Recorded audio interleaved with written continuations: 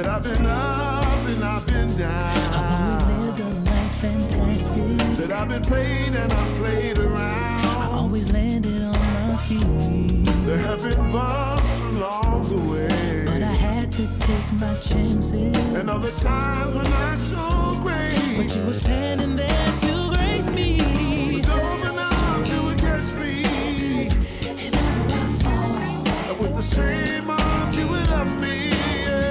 Whenever I call, always there to forgive me.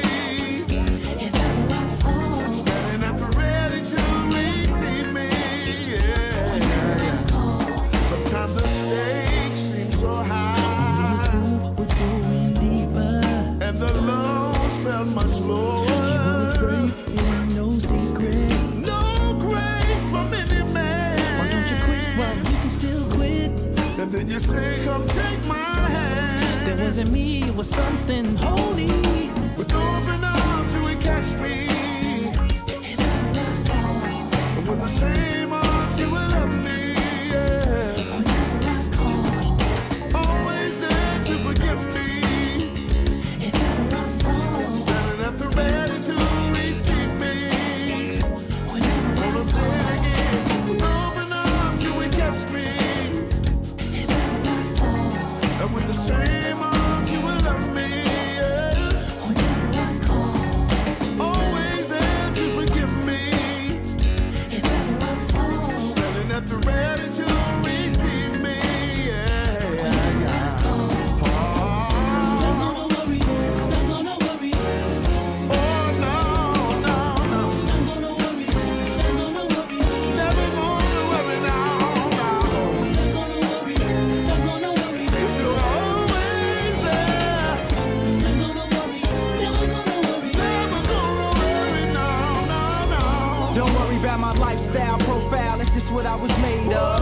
Disappointment or disapproval from the heavens, only thing I'm afraid of. I'm the nuisance child, grew up in the lowest tax bracket percentile with loud. So of course I'm bitter, got recourse for them hecklers who try to modify me. But if you can't control these streets, how can you gather me? With open arms you would catch me. If ever I fall, and with the same arms you would love me. whenever I call, always there to forgive me. if ever I fall, standing at the ready to receive me. TP, come on and sing. with open arms you would catch me. If ever I fall, and with the same arms you would love me. Oh yeah, yeah, yeah. Always there to forgive me. Oh yeah, yeah. Standing at the ready to receive me. Say it again, say it again, say it again. Oh yeah. And with the same arms you will love me. Come on, say it. Always there to forgive me. Oh yeah, yeah. Standing at the ready to. If ever I fall, whenever I call.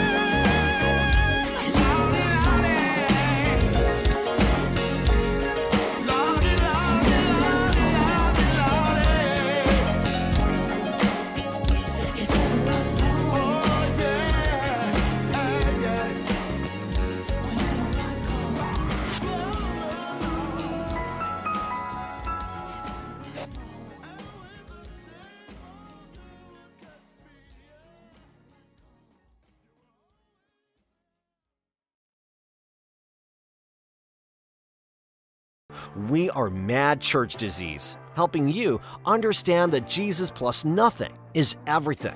This is a show for everyone, believers and non-believers, from churched to the unchurched. Help us grow the channel by supporting our non-profit causes and create more consistent content. Donate by Cash App or PayPal, or buy us a coffee at buymeacoffee.com.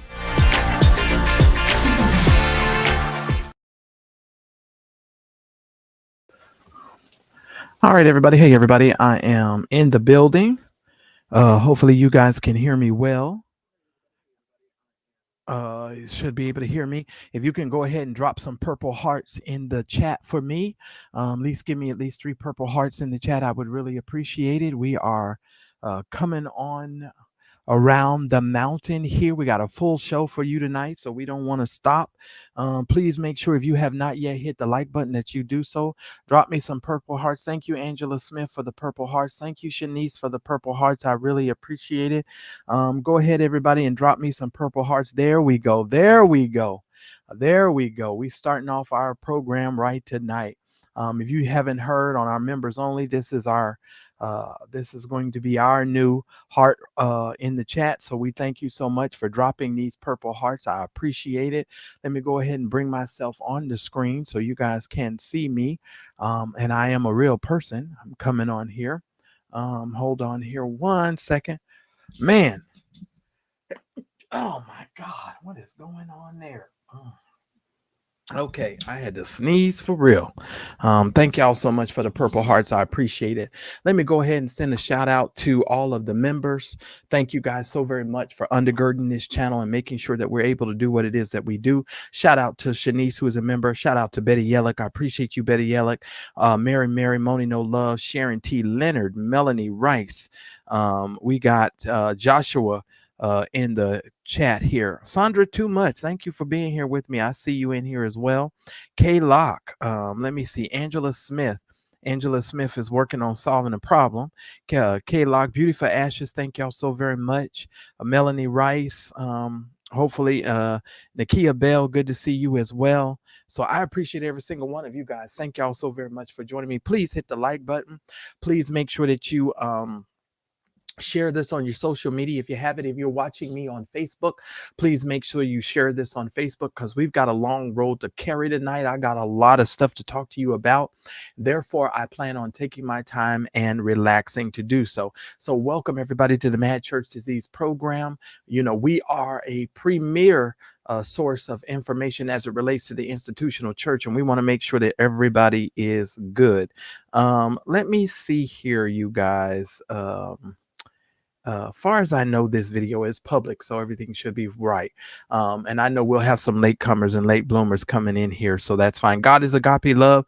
We use purple hearts here, so just make sure you use a purple heart going forward, because that's our new thing for the Mad Church Disease, for the renegades over here. That's what we're calling ourselves. We're the renegades.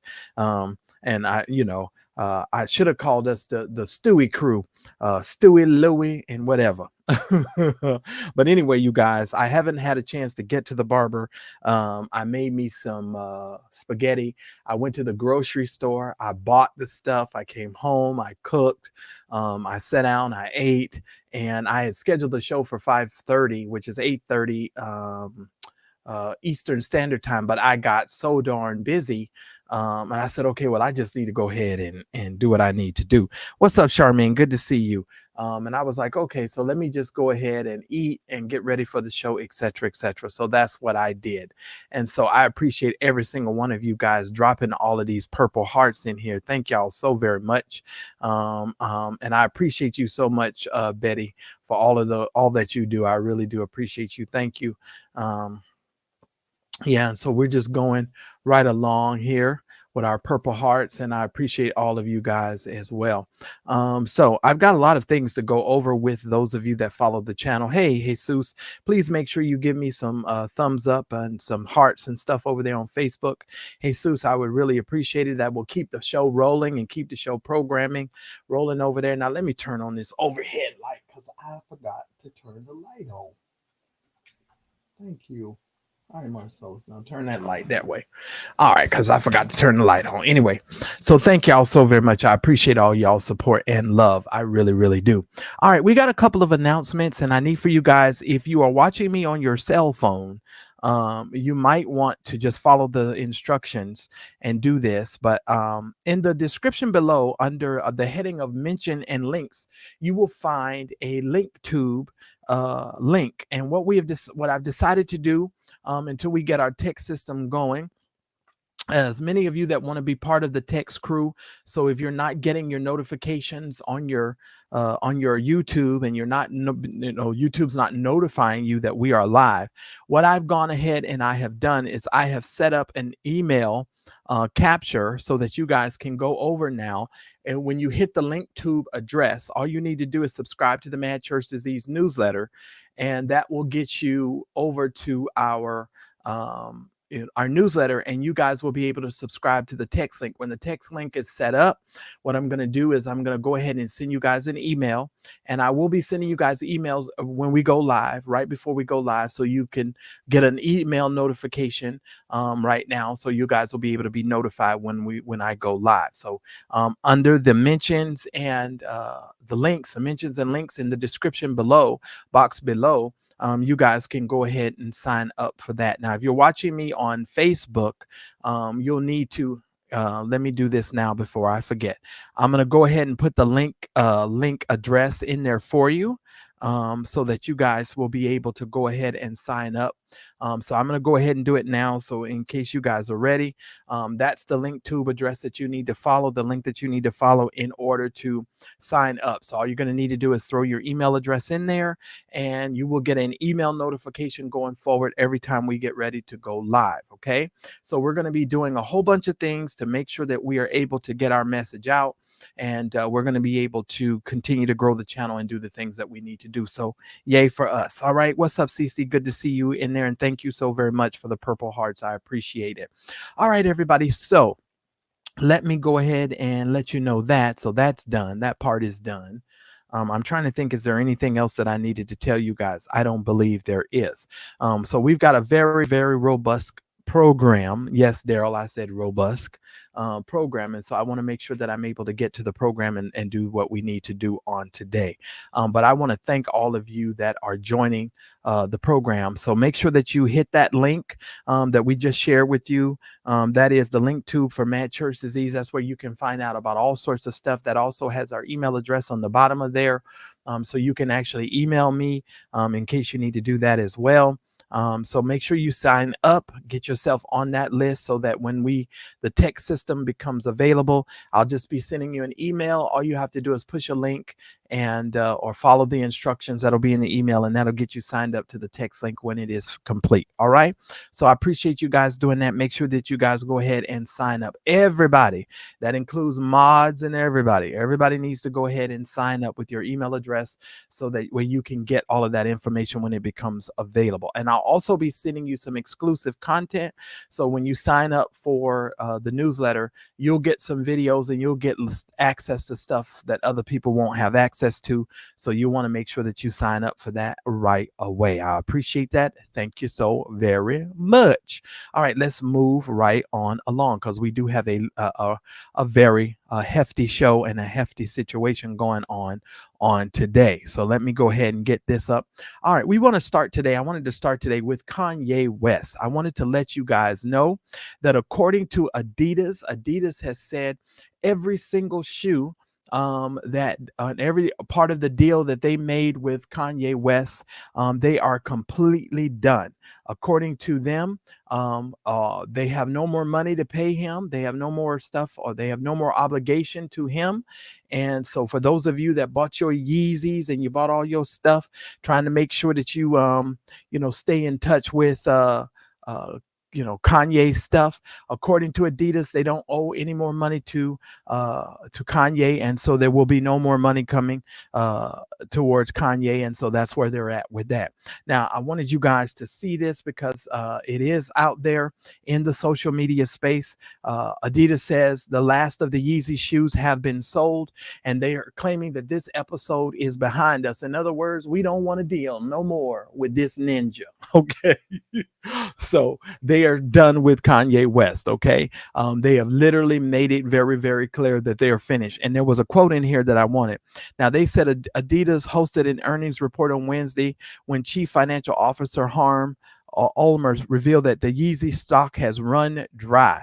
There is not one Yeezy shoe left, he said. It's all been sold, and that episode is behind us. So I hope that this Jewish hating individual by the name of Kanye West. I hope he has saved up his money, made sure that he can do the things that he needs to do to take care of his family and be allowed to do what he wants to do, because according to Adidas, they don't want to have nothing else to do. Moni No Love says, and those apocalyptic shoes was ugly anyway, and so she didn't like them, and I didn't like them either. So yeah, Kanye West is a no-go, and as far as Adidas is concerned, they're saying there's nothing more that they need to do regarding that. So that is our Kanye West bit, and I know I didn't put him on the thumbnail, but I thought I wanted to share that information with you guys so that you guys could have that. Now, a lot of us are talking about Representative Al Green. Representative Al Green was the individual who was, if I'm not mistaken, they threw him out of the chamber yesterday. Let me make sure I get my notes here, because I'm looking for his photograph here. Where we at with that one? It was supposed to be, I think we're missing one. Hold on, let me pull it up. Let me see if I can pull it up real quick. Oh no, it's on my other thing. Hot dog. Hold on, y'all. Doggone it. That's what happens when you don't have a producer and you got to do everything yourself. Hold on. I don't know why in the world that's not up there. It is literally not in there. Let me. That's crazy. Y'all give me 1 second, but that's our Kanye situation. And while I'm pulling that other stuff up, if you are a supporter of the Mad Church Disease and you want to support the show tonight, please do so. If I could get at least 10 of you guys to do $10 tonight, that would be great. So just make sure y'all support the channel, because we want to make sure we're able to stay on budget. Now, let me get over here and let me see if I can pick up this other picture, because I don't see this other picture that I needed for the screen here. I'm going to do that. Y'all give me 1 second. I'm trying to, how in the world did I leave that photograph behind? Oh, Lord. Sandra, thank you so much for all your support. I appreciate it. There it is. Okay, so we're gonna upload a new photograph. Let me go down there. Okay. Okay. Let me see. Video images. Okay, there we go. Lord have mercy. How did I forget that picture? All right, ladies and gentlemen. Okay, we're going to be talking about Representative Al Green here, which I found his name to be very, very unique. Every time I say his name, I'm always like, I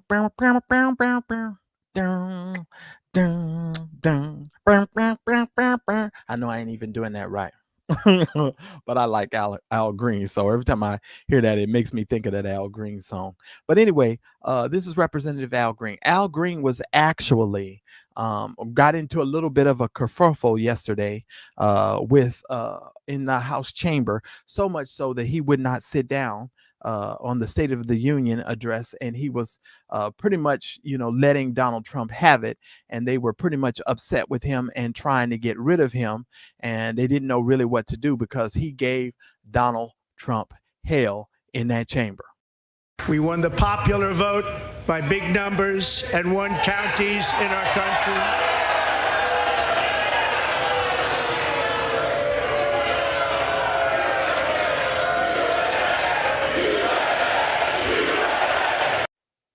I believe if you can read lips, I think he might have called him an a-hole. But Representative Al Green was escorted out of the chamber. And of course, all of the freaking folks in the Republicans started chanting, USA, USA, USA. But John Lewis said that sometimes that you need to learn how to get in some good trouble. And Donald Trump is, of course, breaking all of his promises. He's breaking a lot of the stuff that he said he was doing, which makes, the man's just crazy. He just actually, while I was eating my spaghetti, I just got a news wire that said he backtracked on the tariffs. So he's put a 30-day hold on those tariffs because, of course, those rich folks are probably calling him saying, hey, you about to mess up our money. And so Representative Al Green got into good trouble, and he was like not tolerating the foolishness when it comes to Donald Trump. Now, here's the thing that I want to comment about this as well. You know, when you listen at a State of the Union address and the person who's speaking turns to you and starts pointing at you as if you're some sort of toddler, I don't understand what kind of response that Donald Trump thought he was going to get. Now, here's the other part that got me. When Marjorie Taylor Greene did the exact same thing, and other Republicans, Lauren Boebert, when they did the exact same thing, nobody said a word. Nobody said anything. They just let these people get away with what they were getting away with, right? And they didn't try to censor them. Well, they actually did that today because some of these Democrats actually sided with the Republicans. Now, I'm going to tell you, just based on what I understand, some of those Democrats are in heavily Republican districts or whatever. So they felt like, you know, they were going to, you know, kind of prevent themselves from whatever, I guess, trying to, you know, keep themselves in office. But see, here's the thing. When you are in office, you are in office to do the will of the people that sent you there.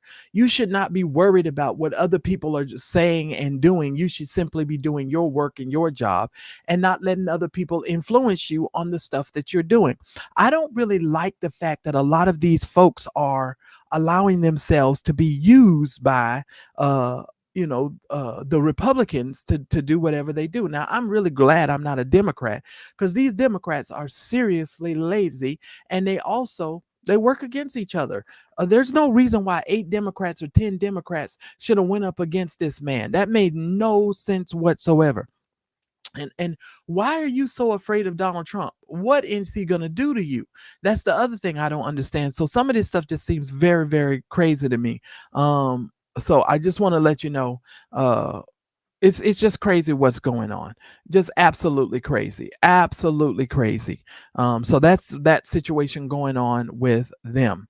All right. So yeah, that's a crazy situation. So that's Representative Al Green. Now let me see. Somebody said Kane's up for Al Green's. Go ahead, Moni. Sandra, too much. Thank you. I got you. Let me see here. Moni says what? Al got on old Donnie Boy like an old guy got on Nino Brown in New Jack City. You got that right. And was actually said, from the looks of it, he said a couple curse words to him while he was standing there with that cane. Yeah. They yelled all the time, and nobody put them out. They just let them get away with what they doing. What's up, Daryl? Good to see you here. And they are bootlickers, if you ask me. A lot of them are bootlickers, and that's the sad part about it. They don't really know what they're doing, and then when the moment you call these people out on their foolishness, then everybody gets mad. So I don't understand that, but excuse me. It's a very unique situation. I'm sure I'm going to get the hiccups here. That's the way it looks like. Let me see here. Let's get over here, Marcella, so we can get to the next story here. All right. The pastor you see on your screen is Pastor Ronnie Gaines. Pastor Ronnie Gaines, of course, is the pastor of the Cornea Christian Church in Arlington, Texas. That's who he is. There is a woman who is now suing him. She is claiming that there was a sexual assault. And I thought this case was pretty funny because it sounded eerily similar to something that we've been dealing with for quite some time. But this is a very unique case, if you ask me. 64-year-old Trenton pastor is behind bars tonight, accused of drugging and sexually assaulting a teenager. Mercer County prosecutors said today that Charles Brinson here. Oh, that's the wrong one. I'm sorry. I got so many of these stories today, I can't even get them all straight. I'm sorry, you guys. This is actually the proper. This is the body, and we ought to conduct ourselves accordingly. Arlington pastor Dr. Ronnie Goins is known for his charisma. He pastors at Cornea Christian Church and founded the RWG STEM Academy. The 61-year-old now faces 1 count of sexual assault and 1 count of indecent assault, both felonies. A woman who joined his church in 2022 accuses him of sexual assault. She claims it happened while visiting his apartment on 2 separate occasions. New court documents we obtained today say she told police on March 3rd, 2023, after their date and following him home, he removed her clothing, tried to kiss her, and eventually she denied his advances, but continued kissing her after she told him to stop. After a second date the next day, she says Goins tried to get on top of her, touched her inappropriately. She alleges he tried to remove her clothing while she repeatedly told him no, and that at one point he put his hands under her clothing. She eventually left his apartment. During questioning, court documents say Goins told police they hugged but didn't kiss. He denied, quote, the occurrence of anything remotely close to sexual activity. The case also involves secret telephone recordings. Court documents say Goins told the victim on the phone, quote, bottom line is that you were uncomfortable. I caused it and I'm sorry, period. A secret recording she made at the suggestion of her therapist. WFAA reached out to the church but got no response. In Arlington, I'm Scoop Jefferson.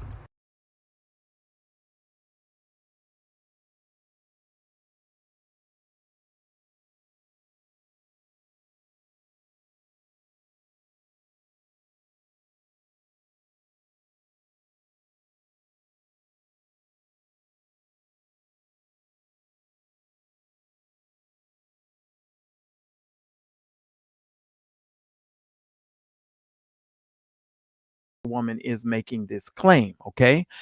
So let's go ahead and get over here and take a look at this. Uh-oh, what did I do here? Okay, wait a minute now, Marcellus. Sorry about that, y'all. Hang on one second. Okay, so here's the case here. It says an Arlington woman is suing a North Texas pastor and church, alleging that the pastor essayed her in 2023, court documents show.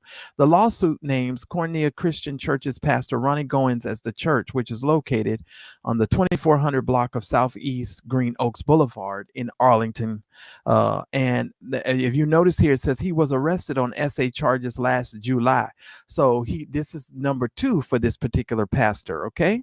Now, in the lawsuit filed last week, the woman alleges that while she was a member of the church, he assaulted her on 2 different occasions. Now, I want to tell you something when I saw this story that kind of stuck out to me. So the first time she says that he took her clothes off or he undressed her. And then, she told him no. She told him, oh, she didn't want to do anything, whatever. And then the next day she went back again. It's going to be really interesting to hear how in the world that she is going to justify the fact that she claims that he did something. Somebody say, I can hear you now. You couldn't hear me before? Okay. Okay, well, my stuff is still working here. All right. So I don't understand why she, went back a second time when she claims, you understand what I'm saying, that he assaulted her during that first situation. To me, it would have made more sense for you not to go back a second time if you're saying that the man took your clothes off and unbuttoned all of your clothes and all of those types of things. And these types of cases, and the reason why I talk about these and I bring these to the forefront, because these are the pastors down in these particular areas who are well known. Like the man said, he had a whole lot of charisma, but they're doing a whole lot of shenanigans as well. And so this particular pastor has been brought up on SA charges, and this is now his second case of abuse that somebody is making towards him. So if you know somebody over there in the what is this? Where was the church again? Lord have mercy, I done forgot where was the church located again? Over there in Arlington. So if you know somebody over there in Arlington, you want to make sure that you reach out to them to tell them not to go anywhere near this situation, because this situation is not going to be good. The representative for the church says they wish to explicitly and unequivocally deny the recent allegations of SA abuse made against the pastor. These claims they're claiming are completely unfounded, untrue, and have a no basis in reality according to them. That is what they're claiming. But this is the pastor Ronnie Goins, who is from Arlington, and he has been charged with essaying a woman. He is the pastor of the Cornea Christian Church over there in Arlington, and you guys want to make sure that you pay attention to this situation, because this is another situation that we're going to be keeping up with, and you guys know how I am when it comes to these cases. All right. So that's Pastor Ronnie. here. So that's that particular case as well. I got 86 likes and I have almost 200 of you watching. Can I get to at least 120 likes, please? Can y'all fall out of the bushes and hit the like button for me? I've worked very hard on today's program. So if you guys don't mind, please hitting the like button. I'm trying to give you as much information as I can. Yes, the church is in Arlington, Texas, by the way. I want to mention as a brief mention to this situation as well. I'm going to tell you guys, because a lot of people tend to believe that this is stuff that just happens in black churches or amongst black people, or something to that effect. But I just want to solve this. If you didn't know about this case, this particular gentleman that you see on your screen right now, his name is Steve Riggles. He's the pastor of Grace Church. They have now agreed to pay a $2 million settlement to a young man because of them, the young man bringing a lawsuit against them and against the church because he states that he was fondled in his sleep. Now, this is typically what they do when they don't want to bring any highlighted situation to this stuff. They just try to pay this stuff off really, really quickly. But Steve Riggles, the Grace Church, agrees to pay $2 million to settle a lawsuit for a teen abused in his sleep. So not only if you're awake, but also if you're asleep. Months after agreeing to pay the former member and intern Tyler Bates $2 million to settle a lawsuit in which he alleges he was SA'd as a teenager by the staff member while he slept on one of the largest churches in Houston. So if you're over there in the Houston, Texas area, I don't know what's going on with Texas, but there seems to be a lot going on over there. He has paid after months of delay. So the thing about this particular pastor is he didn't even want to pay. When they told him he had to pay, he took months and months to pay. And that's one of the reasons why, I mentioned this story to you, because a lot of times when people come by my channel, they're always like, well, Marcellus, you just talk about all the stuff that goes on with African Americans, but it's just not African Americans. I need for you all to understand this is something that is an epidemic, and it is running rampant in all churches and a lot of churches. Don't let me say all churches. I'll say a lot of churches. Okay. And so these things they need to be highlighted and they need to be discussed. Now, here's the thing. A lot of people are always like, well,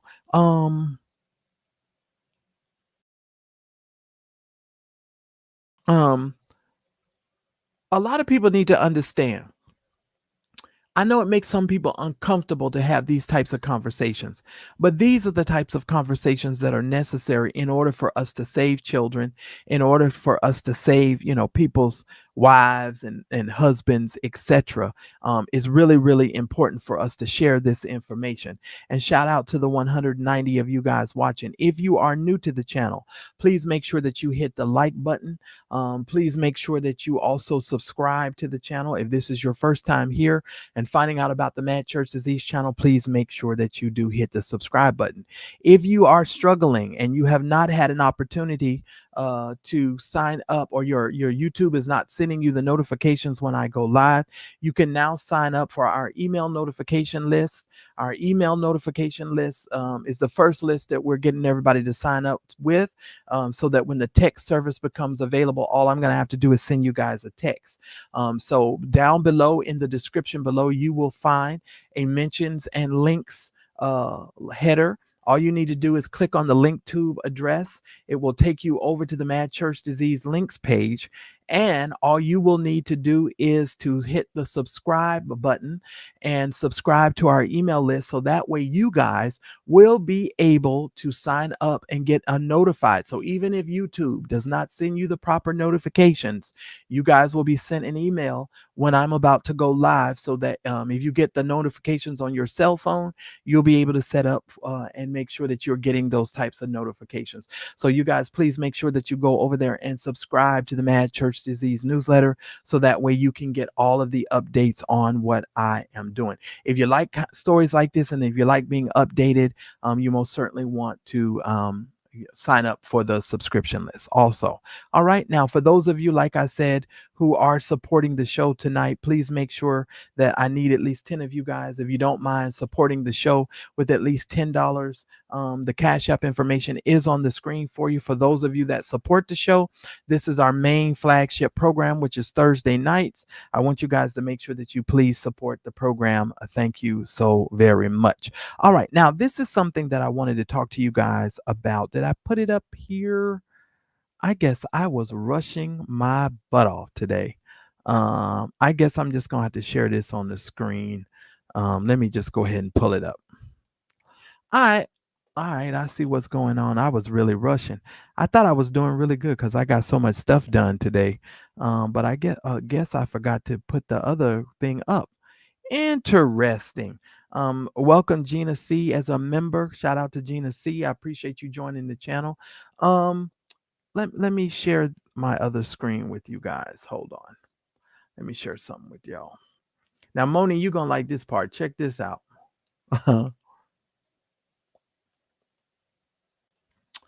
According to the CDC is now telling about 180 fired employees to come back to work.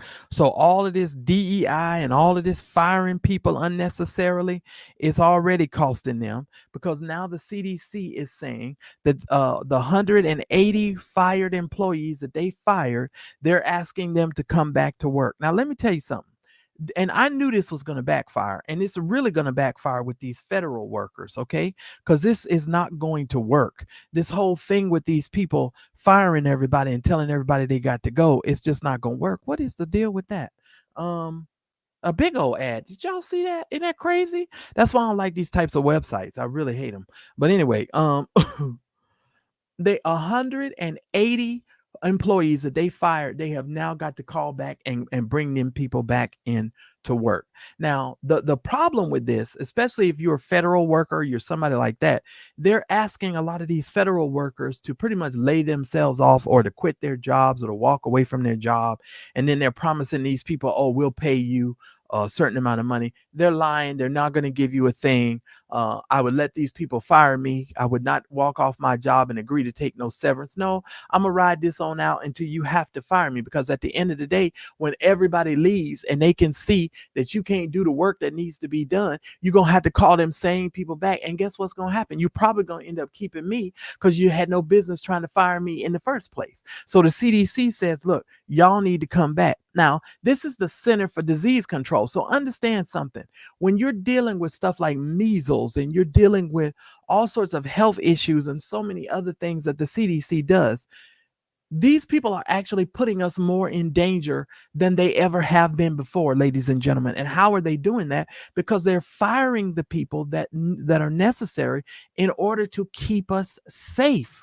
Okay, you understand what I'm saying? If they're firing 180 people, it's just like I was telling some people today, it's just like the IRS. The woman at the IRS said, look, when they fire her, she said, I don't know who is going to be doing the work over here, because we're already, understaffed. So it makes no sense. So I don't know how in the world we're supposed to be doing all of this work, right? And she even said that. She said, I don't know. Now y'all make sure y'all give me some hearts and give me some thumbs up if you're on YouTube and on Facebook. Let me see if you guys can give me some activity over there, guys. I'd really appreciate it. Give me some thumbs up, some hearts. I got to get some engagement on the videos. I would appreciate it. Moni says measles, bird flu, and all that stuff. If you guys can give me some hearts and some smiley faces, I would appreciate it. Thank y'all so much. Measles, bird flu, and a new COVID strain. Exactly. So all of this stuff that these people are doing, you understand what I'm saying? It makes no sense whatsoever. But that's why we need the CDC, and that's why we need people like that. Okay. So it's really important that folks understand that. And this measles outbreak, this is something that we thought we had got over, Sandra, too much. But because we got this Kennedy dude in the office, he doesn't really care anything about all of that kind of stuff. So, it's a really kind of crazy type of a situation, if you ask me. Shout out to all of you that are hitting the notifications and the subscribing to the channel as well. I appreciate all of that you guys do. Thank you. But this is one of these stories that's a trip. Emails went out Tuesday. It says that some of the Centers of Disease Control Prevention probationary employees who got termination notices last month, according to the current and former CDC employees. A message seen by the AP Associated Press was sent with the subject line, "Read this email immediately." It said that after further review and consideration, a February 15 termination notice has been rescinded and the employee was cleared to return to work on Wednesday. You should return to duty under your previous work schedule, it said. Now, see, this is the thing I don't like either. Why are you playing with people's lives like this? 1 minute I'm fired, 1 minute I'm hired, 1 minute you're letting me go, 1 minute I need to find another job. It makes no sense. But this is the environment that Donald Trump has really created. And this is a dangerous environment. And this is one of the reasons why, if you're working in these places and spaces, you have to know, or you got to be really, really concerned about what it is that you're doing. And you need to make sure that you're kind of, dotting your I's and crossing your T's and, making sure that if you get these letters and you need a new job, you go job hunting immediately, especially in this situation, ladies and gentlemen. You got to start looking for a job right away. You can't wait. It's just that simple. It's just that simple. Let me see where we're at here, because I don't want to stop again. I really don't.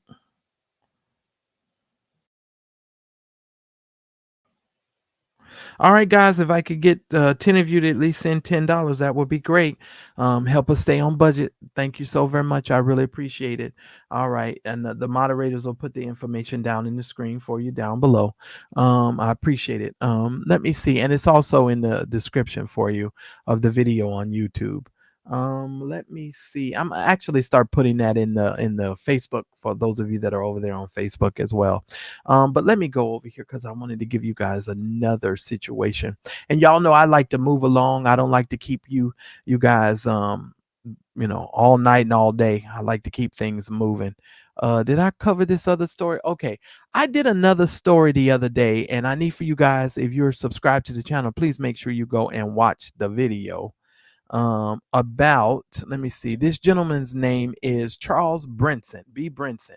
And that was the first story that I brought up for you guys a little bit earlier. I got a little 7-8 minute video that you can watch on the channel already about it, but I wanted to highlight it on today's show because I felt like, this is something that needed to be said, and people need to know about it. And so that's why I wanted to do that. 64-year-old Trenton pastor is behind bars tonight, accused of drugging and sexually assaulting a teenager. Mercer County prosecutors said today that Charles Brinson here was arrested last week, just days after the alleged victim came forward to police. This is not the first time he's been facing this kind of accusation. Brinson was also arrested in 2008, stemming from allegations that he assaulted a 15-year-old boy. New Jersey correspondent Trish Hartman with the latest from Trenton tonight. The allegations are disturbing. Investigators say Charles Brinson, the bishop and pastor of this small Trenton church, allegedly drugged and sexually assaulted a 16-year-old at his home earlier this year.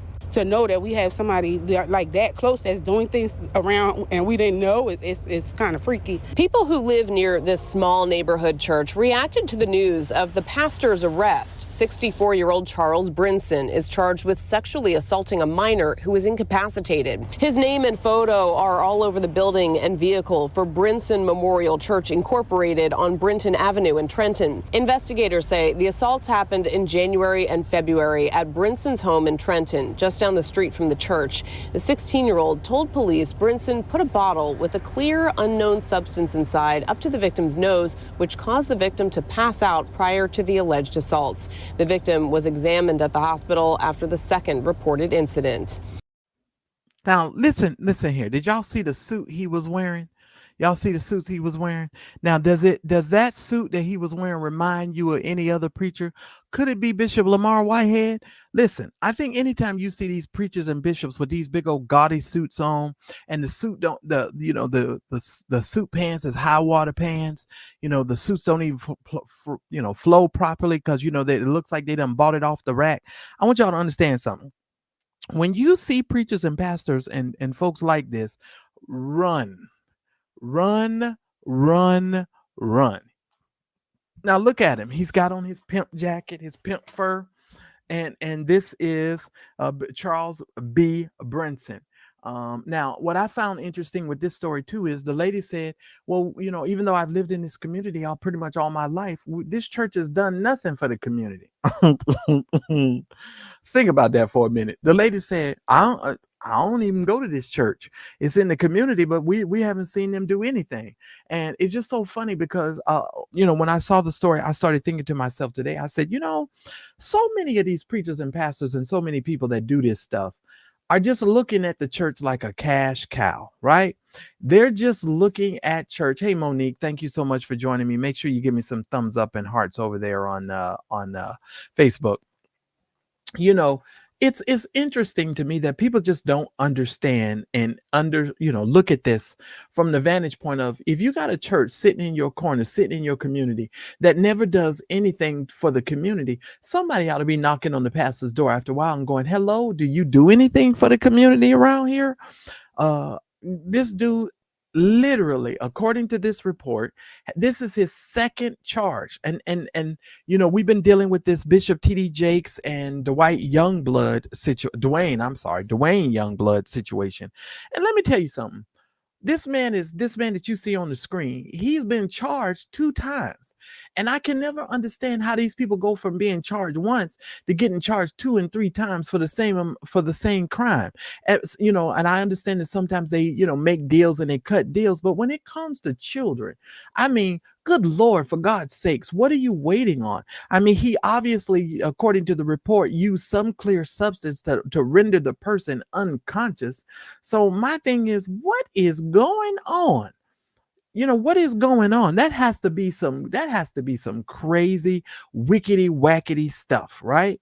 Now, shout out to all of you that are joining me. Over 206 of you right now on, 203 of you on YouTube, and the few of you over there on Facebook. Thank y'all so very much. I don't really know what's been going on over there with Facebook, but I'm going to work on the Facebook stuff next week and the engagement on the Facebook stuff.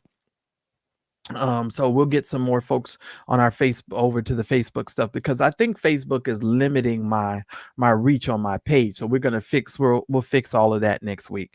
So you guys will have some more people over there with the Facebook with you. But that's just the situation as far as that. Yeah, he think he's Superfly, Betty. He ain't no damn Superfly. Excuse me. I'm sorry. I get mad even when I tell these stories. Yeah, and no modesty whatsoever. No modesty whatsoever. And that's all of us. Because I mean, these preachers nowadays is gaudy, everything is Gucci, Louis. And they make ministry look so glamorous. Everything looks so glamorous. And that's why everybody wants to be in ministry and grab a microphone, because that's what it looks like. That's what it looks like. It looks like everybody's making money and everybody's getting rich and everybody's getting famous. So that's exactly why they want to do it. I'm just saying, that's the situation that we're in, especially in America right now. So yeah, that's what we're in. I did Kanye. All right. I know I'm moving pretty fast, you guys. I'm moving pretty fast. Let me do this. Let me do this while I got this up here. Let me do this. Let me move myself over, because I tell you guys, I only want to keep you here for about an hour when we out of here. All right. So that's how I do. Y'all know I get the stories rolling. Now, I would like for 10 of you all to support the channel today with at least $10 to help out the channel. So make sure y'all do that. I'm waiting on some of you to do that, and I don't know if it's because I take the information off the screen, but the links will be in the description for you below as well. All right, you guys, so let me talk about Pastor Jamal Bryant. Now, I want to say this right up front. Jamal Bryant is my Instagram pastor, and y'all know I'd be tired of y'all talking about my Instagram pastor, but Jamal Bryant is actually calling for a 40-day fast and boycott of Target. He is asking for those people to start to do that. I believe the website is called targetfast.org. So if you're in the chat, one of the moderators, if y'all can put that link in there for everybody, is targetfast.org. So he is calling for a 40-day Target fast. Now, let me pull up the article for you so you can see that. And we're going to discuss this a little bit, and then we're going to go on about our business. Okay. All right. So this is Pastor Jamal Bryant's 40-day Target fast. And for those of you that are going to be participating with me, you need to go and make sure you sign up for that. Okay, so here's what he's doing. He's asking for a 40-day fast during the month of Lent. Okay, here we go. A little over a month ago, Target announced that it was scaling back its DEI initiatives amid the potential price increases due to Trump's tariffs. A fresh call for consumers to boycott the retailer is kicking off. On Wednesday, Atlanta-based pastor Reverend Jamal Bryant spearheaded a 40-day consumer fast or boycott of the Minneapolis-based big box chain. And they're going to do that in the month of Lent, which begins on March 5th. That would have been yesterday, okay? So if you went to go to Target on yesterday, just understand something. You out of order. You out of order. You out of order, because the Instagram pastor said we're not supposed to be over there. We ain't over there. So you out of order. You out of order if you're shopping over there. Okay? That's just as simple as that. That's simple as that. We're not shopping over there at Target because the Instagram pastor done told us that's not what we're doing. So we ain't doing that. Okay. So Jamal says no Target. We're doing no Target. It's just that simple.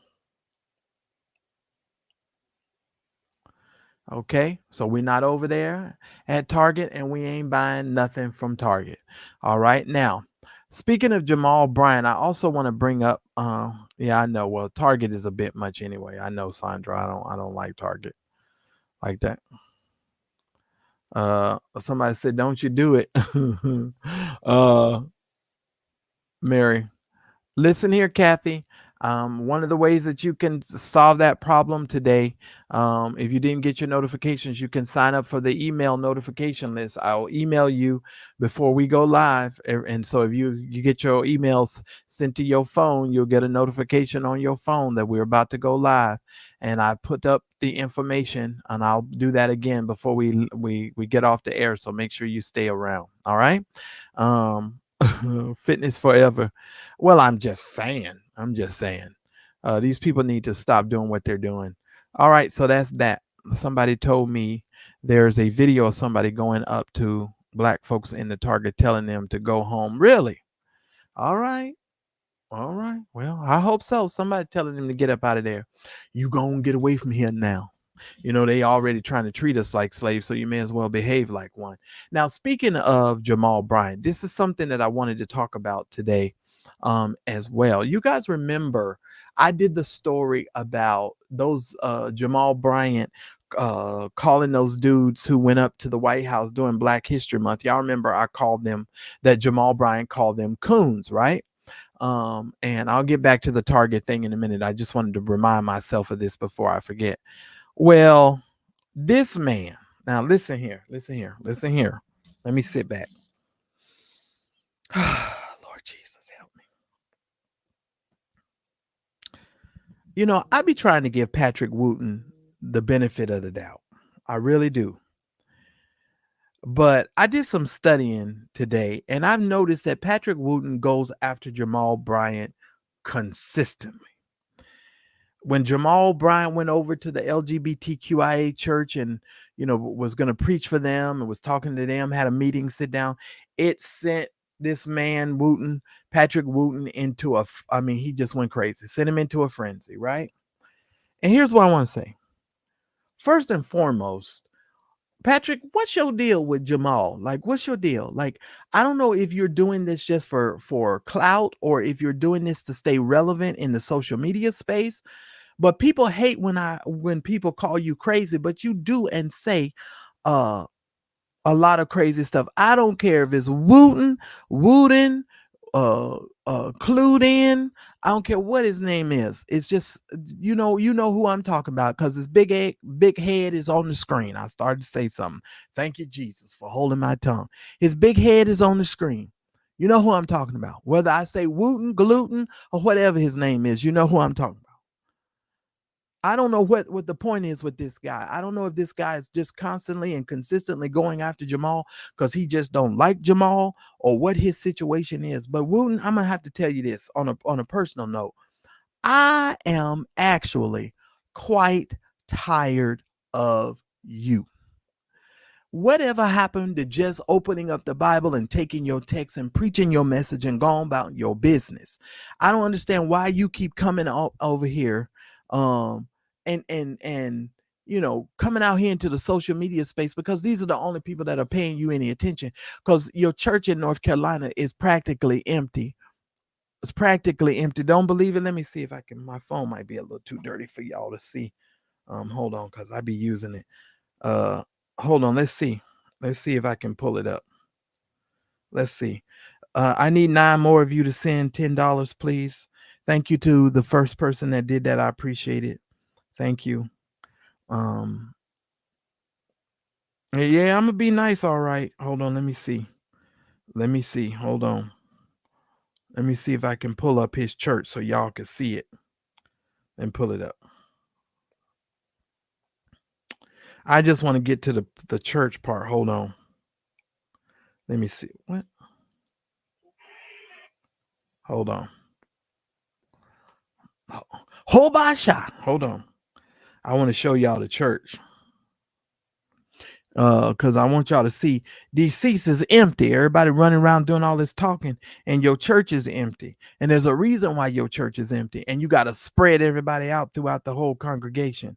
Hold on, let me pull it up. And I was gonna put it up on the screen, but I got too busy. And that's another reason why 9 of y'all should send $10 so I have more time to do what I need to do, because it takes a lot of time to make these clips and to do this stuff. Because I don't have a producer, I'm by myself. I'm trying to get to the point where they show the church. Hold on.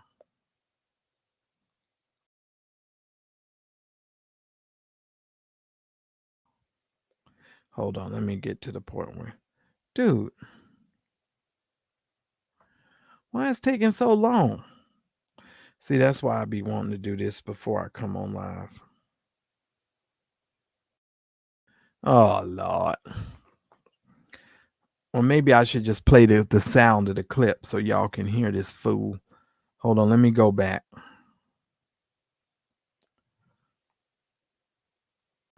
Somebody said I'm not used to a what?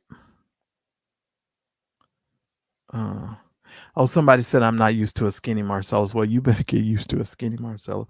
I've always been skinny. I didn't get fat until I moved to California. And I was thinking today, I was like, what did I really start picking up my weight with? Like 1999, 2000s is when I started gaining more and more weight. That's when I literally started gaining weight. You know what? Can I view this in another, open in the video player? Because this is getting on my nerves. Thank you. Okay. So that way I could fast forward. I want to show y'all this empty church. Hold on. Where is the empty church?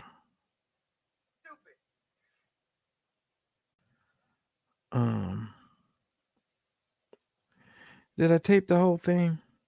Probably not. Oh, Lord, y'all. I don't know what I did.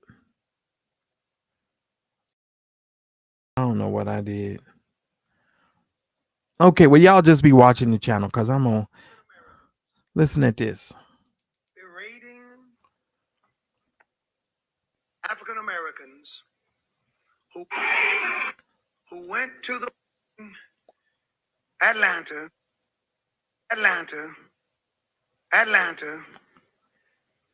berating African Americans who went to the White House to celebrate Black History Month. Yeah, he's talking about Jamal Bryant. So he told the Negro to get out of there and go stand with your people so you will know that God is on our side. Now, if one time they were trying to put out that President Trump canceled Black History Month. You know he canceled Black History Month, don't you? You know black folk will believe anything. Anything you just tell us, the sky is falling. You go start Duck it. Listen, these are the same people who are for diversity. Watch this word, inclusion and equity. Now, if you're going to be inclusive, Dr. Jamal Bryant, doesn't that mean that you ought to include black people who aren't Democrats? Are we actually in a place where the only way you can be black and stand with your people is to be a Democrat? Now, if that's where we are, we're the dumbest people on the face of the planet, and we're the only people in America who operate that way. You can be white and be a Republican or a Democrat, Hispanic and be a Republican or a Democrat. Praise the Lord. Whatever, and be a Republican or a Democrat. But if you're black, the only way you can be an authentic black person is to be a Democrat. That's stupid. And you know what it means? It means that explains why we spend half the time, or maybe even more, out of power. All right, and I'm going to leave it there. Now, I want to say this. Patrick Wooten, let me just say this. You try to equate two different things there. First of all, going to the White House to celebrate Black History Month and being in the White House with a stick with Jamal Bryant's face on it, and say, making all sorts of statements towards Jamal Bryant. That's what Jamal Bryant was speaking of when he was talking about black people going to the White House during Black History Month. He was referring to those specific black people. And see, this is how I know you're stupid. And I hate to say it like this, but see, this is what frustrates me with you, because you just do anything so you could just come out here and say whatever you want. I want to say it really, really, really clearly for you to understand something. Wooten, gluten, whatever your name is, listen very carefully. Voting and how you vote has nothing. Well, first of all, let me go back. Going to the White House and being there for Black History Month has nothing to do with DEI, diversity, equity, and inclusion. You weren't even included, even though you was at the White House. He wasn't including you. You think you included, but you're really not. Okay, but that's a whole nother subject, and I'm not going down that route. You cannot equate DEI to showing up at the White House for Black History Month. The two things that you tried to equate that with absolutely made no sense to me whatsoever. Wooten, gluten, or Footen, I don't know what your name is, but either way, whatever it is, you're the one who says dumb things and keeps saying dumb stuff. Period. Now, as I said before, you have a history of going after Jamal Bryant. You constantly keep going after Jamal Bryant. I don't know why you're doing that, but let me just tell you, you need to find somebody else to mess with. Let me tell you why. I'm gonna support Jamal Bryant, because he's a black man out here fighting on behalf of black people. Wooten, I don't know, because they gave you a cross, a chain with a cross on the end of it, a purple collar, a purple shirt. I don't know what makes you guys think that y'all have the ability to come out here and to just be talking all of this smack all the time and getting in your bully pulpits and saying whatever it is that you want to. Negro, the only people that's falling for this crap is the folk over there in North Carolina with you. And I don't understand how in the world, and thank God they didn't put you on that darn general board, because this is what you would have to deal with this guy being on the general board. He doesn't belong on the general board. He is unhinged. He is always saying some old crazy stuff, and it's just ridiculous. And in my opinion, Wooten, gluten, whatever your name is, you just need to learn how to open the Bible, preach from the word, tell people about Jesus, death, burial, resurrection, preach your sermon, and take your behind on home. But when you keep coming out in these social media streets talking about DEI initiatives and Jamal Bryant telling people about, voting and all of this kind of stuff, then you have put yourself in the commentator sphere. And so since you done put yourself in my neck of the woods, let me just comment and tell you, listen here, Negro, nobody has ever said that black people could not be a Democrat Democrat or Republican. We've had black Republicans for as long as I can remember. What are you talking about? Nobody said that you can't be a Republican and be black as long as you're a Republican who talks and makes sense. If you can, we can have a dialogue and we can have a disagreement, but most of you guys' disagreements is you just want to focus on a few issues. Abortion, that's your number one thing. And then the second thing, y'all keep talking about this LGBTQ thing. Let me talk about that for a minute, because I think I talked to my members the other day about this. Did y'all remember in Donald Trump's speech where he sat up there and talked about and told those people that the little white girl got hit in the face with a volleyball and left her paralyzed and with all of these sort of ailments and stuff going on? Y'all remember that? Y'all in the chat, y'all remember where he said that? As a matter of fact, Patrick Wooten, let me take you off my screen. Thank you. Shout out to all of you that are cash apping and supporting the show. I still need about 8 or 9 of y'all to do $10 tonight so we can meet our goal. Thank y'all. I appreciate it. Let me say this. This is how you know these people be lying and they be spreading a whole bunch of mess. So Donald Trump said the other day that the little girl was playing volleyball and got hit in the face with the ball, and she was playing volleyball but with a transgender person, because that's their other hot button, the transgender. Listen to me. If you can get hit in the face with a volleyball and be rendered unconscious and have all sorts of paralytic, paralyzed on one side of your face and all this kind of stuff, let me tell you something. That's a ball that has too much damn air. I've played volleyball. You done played volleyball. We done all play volleyball. I've been hit with the volleyball. I've been hit in the face with the volleyball. Excuse me, where did this girl get hit in the face for? And she became paralyzed on one side of her face and has all of these cool sort of ailments and stuff. And now she's got to collect Social Security. Some interesting stuff, right? Y'all need to think about this stuff. That's the story that they're trying to tell us with these people. And then Donald Trump had the nerve to hold up this little black boy the other day in his speech and had the nerve to go out to the Democrats because the Democrats didn't stand up for the little white boy. Listen to me, you all.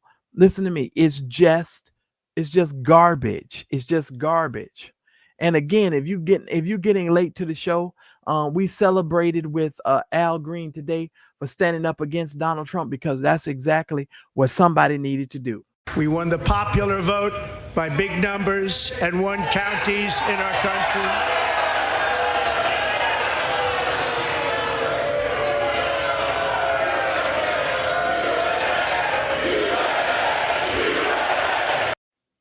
Yeah, because I agree with what Al said in that clip there. If you read his lips, it looks like he said a-hole to me.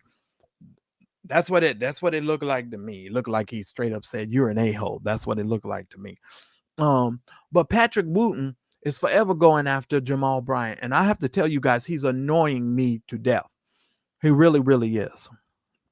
And I don't care. He can come out and say whatever he wants. Yeah, Cane's up. Cane's up. He can say whatever he wants. But here's another thing, Patrick Wooten, that I want to say, and to all of you that are supporting, thank y'all. Let me tell y'all something.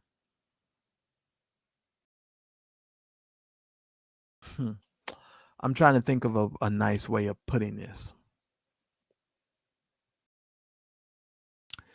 If you are a preacher or a pastor who says that God called you to preach the gospel to the world is everybody. That includes transgenders, LGBTQ. That's everybody. That's everybody. That's people who don't believe in God. That's atheists. That's witches. That's warlocks. So you can go over there and stop by EJ and Lovey. You can go over there and help them. Listen to me very carefully. If you say that God called you to preach, then you need to take the gospel to everyone and not be selective in who you're taking the gospel to. And this is one of the reasons why I have such trouble with preachers who claim that they've been called a minister, but every time you get, somebody invites you to some other kind of people that you may not necessarily agree with, you start hollering about you can't go over there and preach the gospel to them. You're supposed to take the gospel everywhere, not just in the four walls of your church, but you're also comfortable inside of the four walls of the church. I mean, if you believe that the gospel is supposed to be for everybody, why can't you preach the gospel to the whole wide world?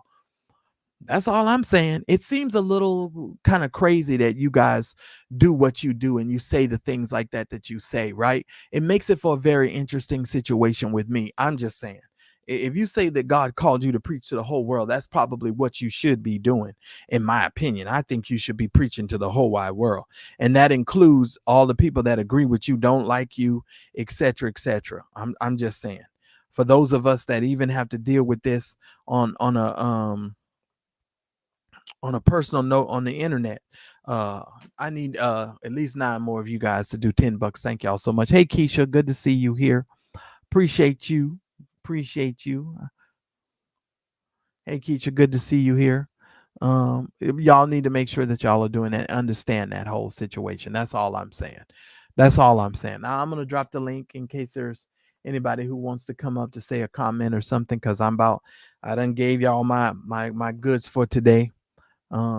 And if you came into the show late, I need to remind y'all of this too. For those of you that are here, you can now sign up for the Mad Church Disease newsletter and actually be emailed when we are about to go live. All you need to do, ladies and gentlemen, is click in the description below of this video.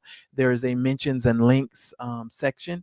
You need to hit on the link tube address, and it will take you to the page that you see on the screen.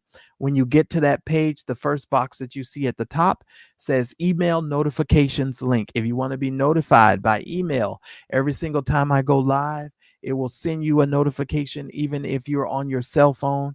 Now, you all want to sign up for this email notification list, even if you want to get the text service. So if you want me to text you every time we get ready to go live, I'm going to be sending the text information to this email list. So y'all make sure y'all go and sign up for the email list today. Okay. All you got to do is just go click on the button, put in your email address, and you're done and you're signed up. So it's like literally takes 2 seconds to do and you're all set. So everybody get out your phone. If you're watching me on your phone, don't go away just yet. Y'all go and subscribe. So and get over there and make sure that you put your email address in so that way you can get notified every single time I'm about to go live. All right. So that's the one thing that I wanted to make sure that I told you guys about that. Now I was about to tell y'all something else and I got distracted. Hold on, Dion, I see you. Give me 1 second. I'm coming. Yeah, so y'all make sure y'all sign up for the text link, and I'm gonna let Dion come up here in just a second. So just get yourself ready. Oh, what is this? Take that off the screen. All right, Dion, I can see you, sir. Can you see and hear me? Yeah, I can see you a little bit. One Okay. second, please. No problem. How you doing anyway? I'm good. How you doing? Hey, I'm doing fine, brother. I was just trying to make sure I can. Is the lighting too much? No, you good, brother. We can see you. Oh, I think Siri's talking to you. Is that Siri in the back? It's Women's Month, so Siri, just reminded me. Right. So what are your thoughts on any of the topics that I covered tonight? What do you have to add to the conversation? Very interesting. I caught the tail end of the President Trump speaking because I was trying to, view in a little bit with what Al Sharpton and them had going on, Roland Martin and them had going on. Oh, okay. I love Roland, by the way. I would most definitely say some praying times. I used to like Roland, but it's a little something flaky about him. That's my opinion. Just like Al Sharpton, I used to ride with them. Why do you think he's flaky? What about him seems flaky? What do you think? I've seen some inconsistencies, even with Al Sharpton and them. Okay. Roland Martin, he makes me laugh at times. Especially, he made me laugh when I, seen him a couple of weeks ago, and he tried to hide the fact that he had some gay porn on his show. But that's another conversation right there. Talking about when Clarence McClendon said that stuff, or somebody else? Talking about what I seen. You know what I'm saying? He was talking, and next thing you know, I'm looking at his show. I'm looking at it live, And Right. next thing you know, I see a gay guy behind. I mean, a naked man. I'm not trying to see that. You know what I'm saying? Well, you do know But that to each, might be the producer in the producer box watching some stuff that they shouldn't be watching. That don't necessarily mean it's rolling. no, right? You know, I'm It just saying possibly if you could be, you're but right, because if you know how those TV shows work, it could be the producer in the yeah, back. man. But like I Yeah. said, let's get off of Roland Martin, Al Sharpton, and them. But me, I used to be a Democrat for sure. You know what I'm saying? I'm an independent. So But am I I. would say this about Bishop Wooden, man. I went with his church a couple of years ago to an abortion clinic, and I didn't know nothing about abortion clinic ministry or anything. But I went out there with his son-in-law, which is basically his ministry, and I was out there with different saints, different nationalities, colors. It was some black people, white people, Hispanics, Chinese people out there praying, and all I saw was black women going up there, with their boyfriends or whatnot, at a white doctor's request to kill the baby, Now, and it rubbed me. are you sure they were killing babies, or were they getting contraceptives, or were they getting some type of health care? They, See, that's the they, myth about that too, you know. Everybody's they was thinking going up there everybody for goes, abortion. okay, are you sure? I mean, did you ask them were I'm they going positive. for abortions? Uh-huh. I I don't seen it with my own eyes. okay, well here's the thing. Here's the thing I want to say. And this is just for food for thought for you. Because Okay. I know a lot of us who want to pray for them and want to go out and minister to them about having abortions, etc. I think a lot of times we make assumptions, and the reason why I know that is because I did not know that a lot of women and a lot of people get healthcare services from Planned Parenthood. I did not know that. Okay. So a lot of women go there, like if they can't afford certain healthcare services, they actually go to Planned Parenthood. I didn't know that. Even I've seen girls and guys go there to get contraceptives. Right. To like condoms and other things to go there. And so when people are going there, I think a lot of people just assume that they're getting an abortion. Because if you see me go up to the door, you know what I'm saying, or I'm going in, a lot of times people think that they're just going to get abortions. So I just want to put that out there. I'm not disagreeing with you, Dion. I'm not saying it was a bad thing that you did, because believe it or not, I had an office in Pasadena, and the abortion clinic was right next door to my office. Okay, the building, it was like one building over. And this is one of the reasons why I had to learn a lot of stuff, because I didn't know this. People go there for healthcare. I did not know that. So that's just something to throw out there for you. But I got what you said. Yeah, and just the fact, shout out to brother St. James in the building. Yeah. I salute y'all content creators, man. Y'all keep me entertained. What's going on in the streets, church shenanigan wise. But I would say this, man. I've been following Bishop Wooden for a little while. I used to play at a church that's under his ministry. But I would say that he speaks a little bit more about just abortions and what's going on in politics, or even the LGBTQ Yeah, I would community. hope so. He's a freaking pastor. I would hope so. Yeah, he's a preacher. Yeah, he preaches the Bible. But I just say certain things go viral, or whatnot. Because But do you think he's got just something against Jamal? He don't like Jamal, because I did some no, I research wouldn't today. say that, because Jamal been in his church before, and But I don't think he liked Jamal. I went today. A video after video of Patrick Wooten going after Jamal about something, and I was like, you can scroll. Don't even take my word for it. If you on Facebook, when you guys go do your research, because they got a new AI assistant on Facebook, right? So type in Patrick Wooten's name and Jamal Bryant, and watch what comes up. If you could take your thumb and just start scrolling, and because I didn't know that Patrick Wooten was talking about him every 5 minutes like that. I was like scrolling. I'm like, doggone it, he going after Jamal every 5 seconds. But you don't have to take my word. You can do it. Go Google it yourself, because it's out there. I don't think he has something against him, but it's just like if you had a friend that you did business with, and you see that he's going down a different pathway, and it may be destructive to some people that y'all know or whatnot. You may try to get his attention, right? And and what the Bible says, if you got to with your brother, confront them.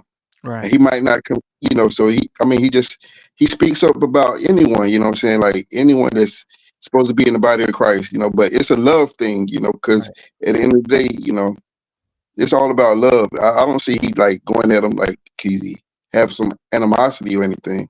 Right. Well, You know, I got you. I got you. Now, Dion, I got another question for you because you made me think. So after you guys, when you guys are at the abortion clinics and you pray, because I've never done that before. I've never gone to the abortion clinic and stood you out there. should. But I've had other people do it. Like when I had my office and I would see them outside of my office doing that. So I got you. Let me ask you a question. How many of those women, and that's another narrative that I feel like white people have put on us, that it's only black people that's going. If you go into a Planned Parenthood that's probably in a black area, you might see a proportionately more African American people coming to that Planned Parenthood than another one. Because trust me, I done seen some white Planned Parenthoods, and there's a lot of white people going in there too. But I'm just saying, um, would you say after you guys pray, how many people do you guys say change their mind about going inside of Planned Parenthood or came to you guys to say, hey, I was gonna have this abortion. I decided not to have the abortion because you guys prayed for me and that kind of stuff. How many people would you say that you encountered personally that did that? I'm not gonna say I encountered, but I can tell you what I saw. Like I Okay. said, this was my first time at the abortion clinic, Okay. and Bishop Wooden's son-in-law, brother John Amachuku, he was doing the preaching. He was reading the word, and us saints, we was in the background, and I Okay. was looking across the street as people was going up to what I saw, a white doctor for one, and I saw nothing but black women, and probably about 3 or 4, and 2 of them went up there with their boyfriend or husband and whatnot. So did the white And doctor come outside to greet him? How'd you see the white doctor? he was like in the doorway, and I saw Okay. what it looked like 2 ladies, trying to escort them to go up in there. Okay. And like I said, this was my first time out there, so of course I got emotional. You know what I'm saying? Right. But they was telling me to chill out. I felt myself, tears going down my eyes and everything, because I'm looking at it a different route. I'm like, are these black people going out there and a white doctor telling you to come in and kill a baby? That's what I'm looking at. You know what I'm saying? Right. From Okay. first time out there. So what I did was I saw somebody with a speaker, and next thing I just went over there and took the dude. I asked the dude, let me see your speaker real quick? And I started blasting Yolanda Adams, What About the Children? So when I started doing that, I seen one couple with my own eyes, a man and a woman, stop what they was doing, and next thing you know, they, what I'm saying, they hesitant about going inside their doctor's office. I seen that with my own eyes. Now hold on. You can't make this up. Okay, now This wait a happened minute, about Dion. 4 years ago. Now, Dion, Yeah. if you start blasting music in front of an abortion clinic, and I'm on my way Yes. in front of into the abortion clinic, of course that's gonna make me stop in my tracks, because especially Especially if you about to go kill a baby and you hear the song "What About the Children." But I'm If just you got a post, you're gonna pause. You know what I'm saying? And it hurts my heart to hear that Yolanda Adams is a Democrat. You know what I'm saying?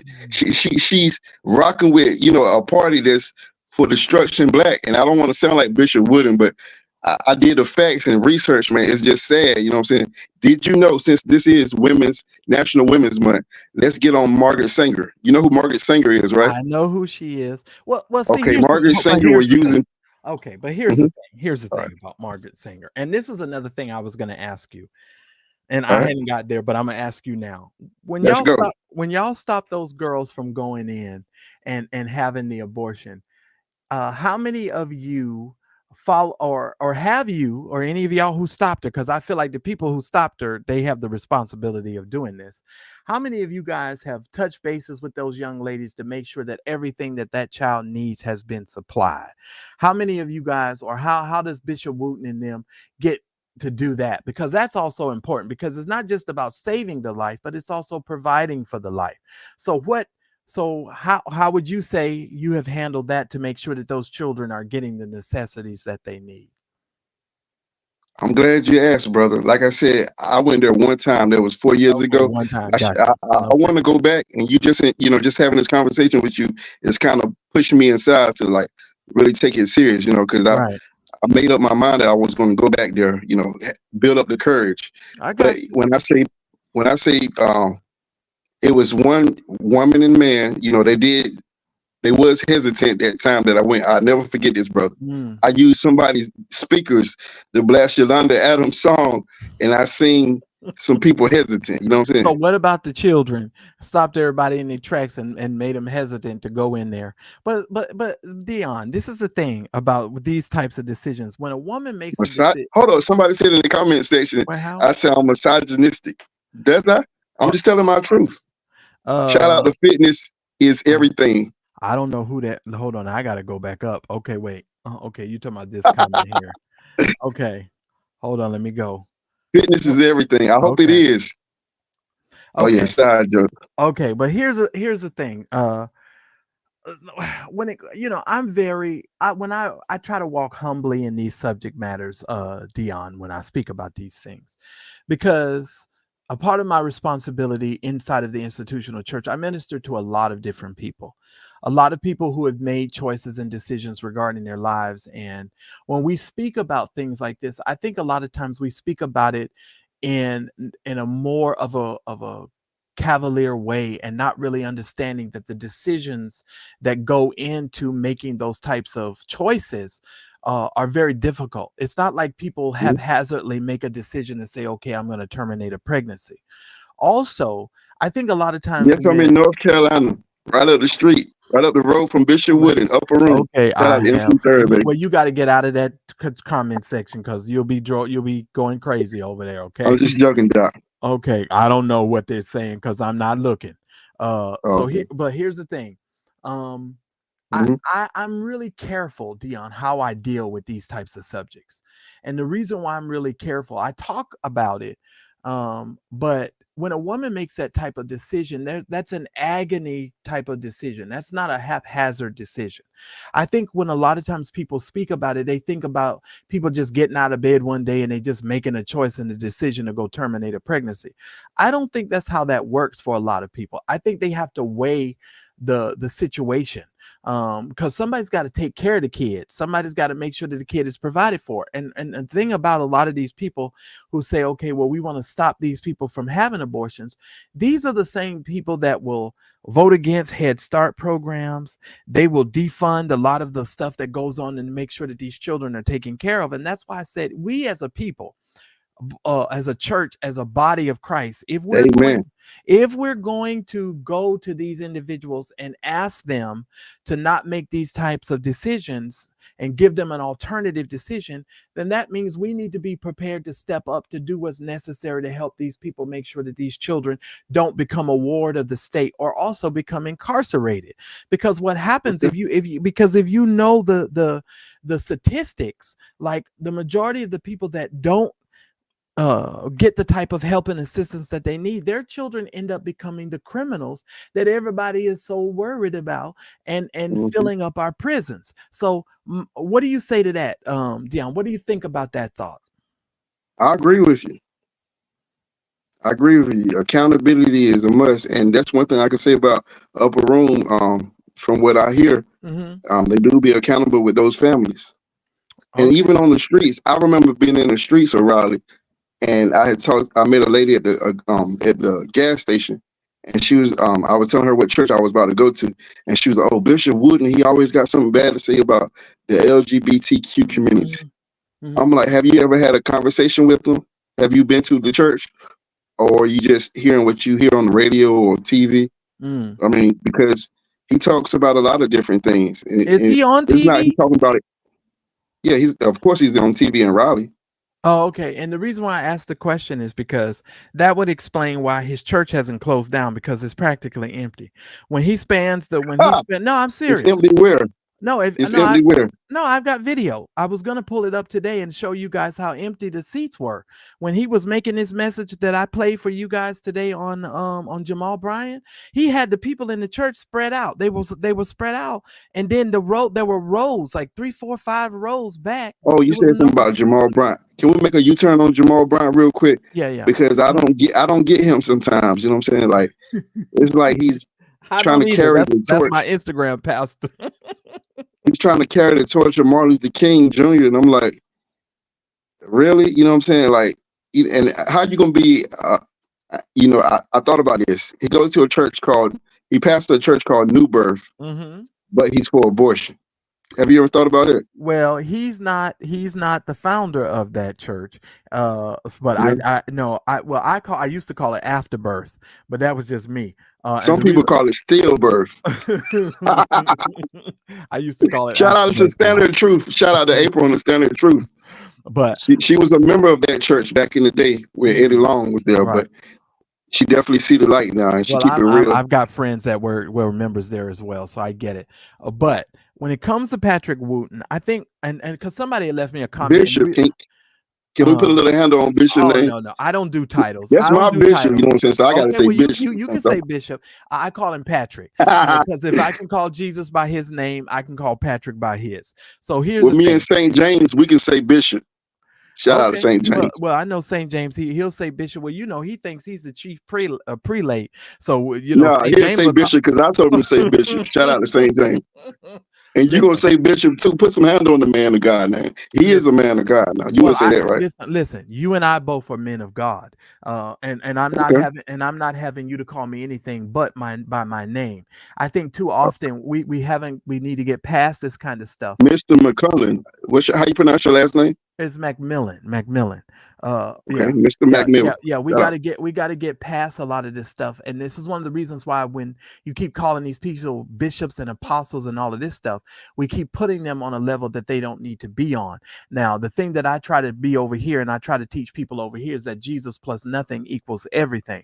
When you've got Jesus, you got everything, and it's just sad that people don't understand that putting all these titles on these people. Listen here. The men that followed Christ said, follow me as I follow Christ. They never said follow my title, never follow my church, never follow all of. They said follow me as I follow Christ. So I'm, when it comes to the whole all this name dropping and bishop this, and I've told them all, they all know it. I call you by your name. When we're behind the scenes, we call each other by our name. We don't even address each other as bishop this and pastor this and all of this. They only get the people to do that because they want the people to look at them as if they're on a different type of level than you. And we're all on this. We're all brothers and sisters in Christ, period. Point blank. Can I pick up something? Can I pick up something that St. James said? Are you reading in this chat? Go ahead. Yes, sir. No, I'm in this chat here. So he says, standing for women having the right to rule over their own bodies is not being for abortion.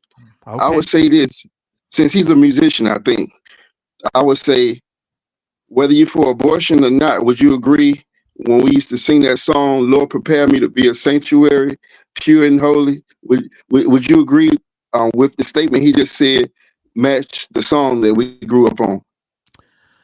Okay, Lord, prepare me to be a sanctuary. Okay, he know what I'm talking about. Well, I know what you're talking about too. I mean, I understand what you're saying, but I understand what St. James is saying. Well, if you're allowing a person to make a choice, and even God gave us choice, Dion, you are able to choose death and life. You're able to choose to make a choice every single day how you choose to live and which direction you choose to go in. God gave us that choice.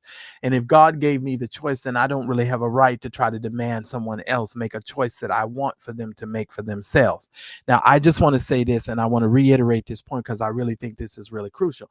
And Dion, you're doing a great job. I understand where you're coming from. We just fundamentally, I just think that you all need to tweak a few things. If you're going to stop a person, if you guys are going to stop a person from having an abortion, you need to make a concerted effort to make sure that that child is well taken care of. And unfortunately, what I have found and seen over the years is that the saints will tell you, don't have an abortion, while leaving you and that child sort of destitute and a woman to fend for herself. Because children require clothes, shoes, school supplies, all sorts of things. Dion, one of the things that I do at one of the foundations that I'm a board member of is I supply school supplies to children. One of the reasons why I supply those school supplies is because a lot of these single parents and a lot of these women don't, some of them don't financially have a lot of money to be able to do those things. But these same churches that stopping women at abortion clinics, they're not actually following up with those women to make sure that those children have every single thing that they need to be taken care of. If we're going to go stand out on the front lines and make sure that these people don't go into the clinic and they save the life, and you feel like you're saving the life, then you must be able to work with that child up until the time that child matriculates, in my opinion, into adulthood, because you I said, agree. that you wanted to make sure that life was saved. So that life needs to be saved from the womb all the way up until the time they become an adult, in my opinion. That's just my opinion. Yeah. I see you don't follow Upper Room. Well, I'll be honest with you. I'm not going to listen to Patrick Wooten because let me just say, there are a lot of things that Patrick Wooten has said that I fundamentally disagree. Let's go Like, back to Jamal Bryant for a second. okay. Jamal Bryant is most certainly becoming a voice amongst the Black community. He's one of the most outspoken Black preachers in America, period. You have that's on the forefront, that's in the media. Do you know of others who have spoken I that? would say Bishop Wooten is one of. See, this is the thing. I would say Now wait a minute. it ain't a. Dion. Now wait a minute. Let me finish. Dion. Hey, let me finish what I'm about to say, brother. Go ahead. This is the thing. If we're pinpointing people for representing our ethnicity, Mhm. that's not right. You know what I'm saying? If we're Christians and we supposed to be preaching to the world and believers, why got to be a black or white church for? Now that's a whole nother issue. When we're No, I'm talking, just asking. No, it's no issue because in heaven there's no black or white okay, heaven. but you didn't. So why got to be a black or white church? Okay, well, Why first of all, why okay, Jamal I can Bryant? I answer got that. an issue with Jamal Bryant. Okay, but I can answer that. There would not have been a Black church if we would not have been slaves and was not allowed to worship with white folks. White folks made the Black church, and they made the Black church in the sense of they would not allow us to worship with them, so we had to create our own worship environments. White folks made the Democratic Party. Hold on. Now you skipping to something else. Now let's stay focused on the first. No, it's the same thing. No, hold All on. right. Because you said Black church, white church. I'm dealing with the Black church, white church thing. Okay. All right. The Black church exists because we were slaves, Dion, and we had to overcome slavery and deal with a lot of stuff. So we wanted to worship in an environment that was comfortable to us. At one particular time in the South, and you know this because you're in North Carolina and I'm from North Carolina. I'm originally from Winston-Salem. What part? Oh, Winston-Salem. Okay. Yeah, so let's be clear. At one particular point in time, Black folks, if they did go to the same church as white folks, they had to sit up in the balcony. They were never allowed to sit on the floor of the church. Now, I'm a little bit older than you. I don't know how old you are, but I'm just simply telling you. Okay, I'm 50. So let me be clear that we were not allowed to sit with them back in the day. They sat on the floor. We sat in the balcony. So that's why there is a Black church. So, but if white people and folks is complaining about this black versus white thing, white people have themselves to blame, but America is also to blame for it as well because they created the environment. Dr. King said the most segregated time in America is what? Sunday morning at 10, 11 o'clock. Isn't that what he said? That's what he said. So that's our segregation time. So that's the deals, Dion. We didn't create it. You really want to bring up Martin Luther King Jr.? Well, no, because he said it. Absolutely. I don't care what he said. If he didn't say nothing about Christ and look, this is the thing. This is the thing, brother. It's not about our color, bro. Trust me, it's not about a color thing. Racism is wrong, is a sin, just like what Jamal Bryant and them doing with the bias preaching and all of that. At the end of the day, if you ain't preaching Christ and Christ being crucified or trying to preach from the word, that's one thing the brother said. I respect Bishop Wooten. To be honest, Bishop Wooten is pro-black. Believe it or not, he is trying to educate his people. No, Bishop Wooten, he don't try. All he do is just read that Bible. I know for a fact. Certain topics he say in the way he deliver it may step on people's toes, but I'd rather be stepped on my toes by hearing the word of God versus stepped on my toes and you're not even reading the word of God like what Jamal Bryant and others be doing.